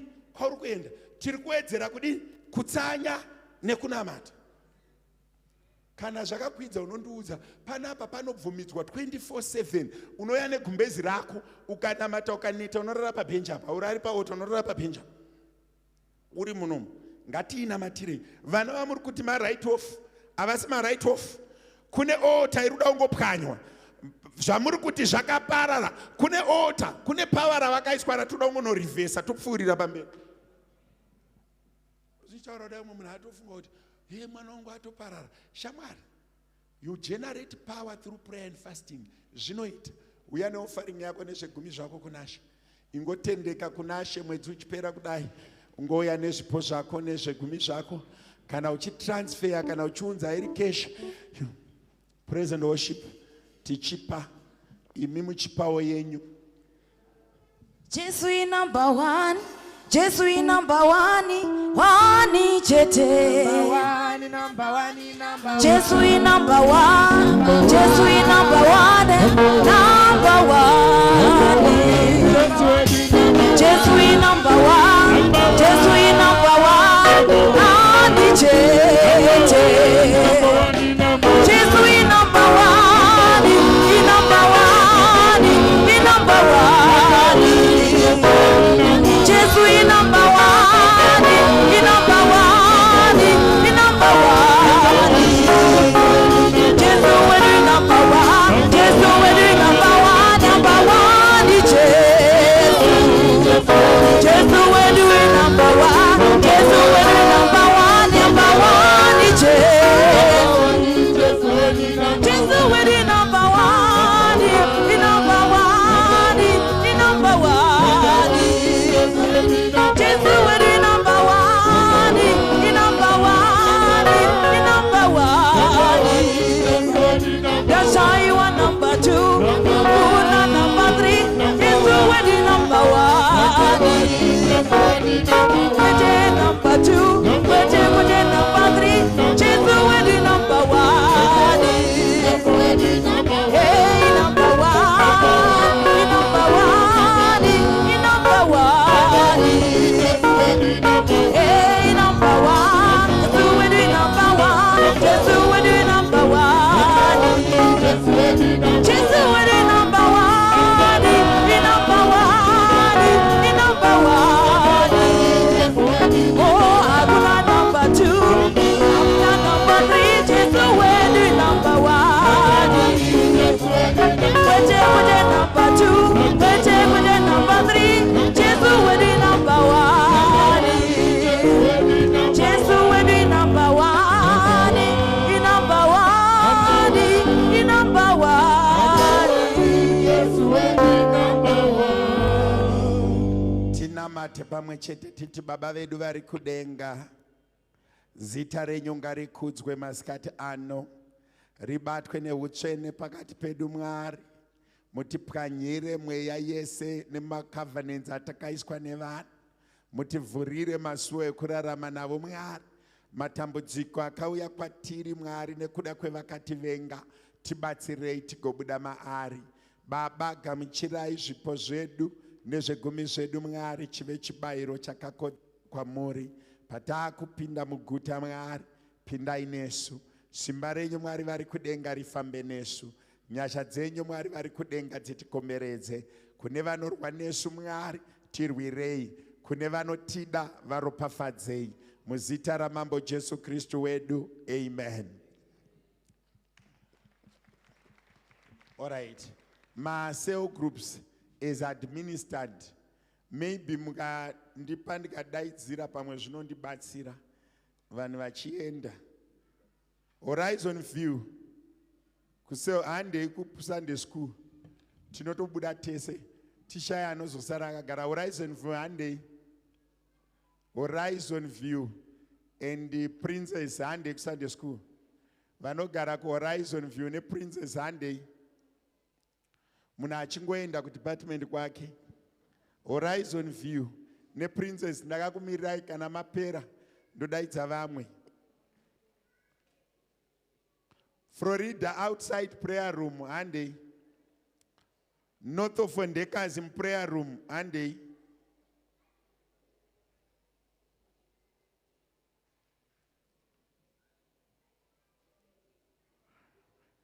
Ingori 5 minutes totoenda kumba. Town cell group and a baby room. Ruda Port West, right wing. Right wing kumashure kunogara ma teenagers uko. Ma teenagers endai kuma cell group kwenyu. Ma teenagers endai kuma cell groups kwenyu. Ruda Port North, right wing panogara praise and worship. Rudaport North, we are panogara praise and worship. Town, so okay. Vidpo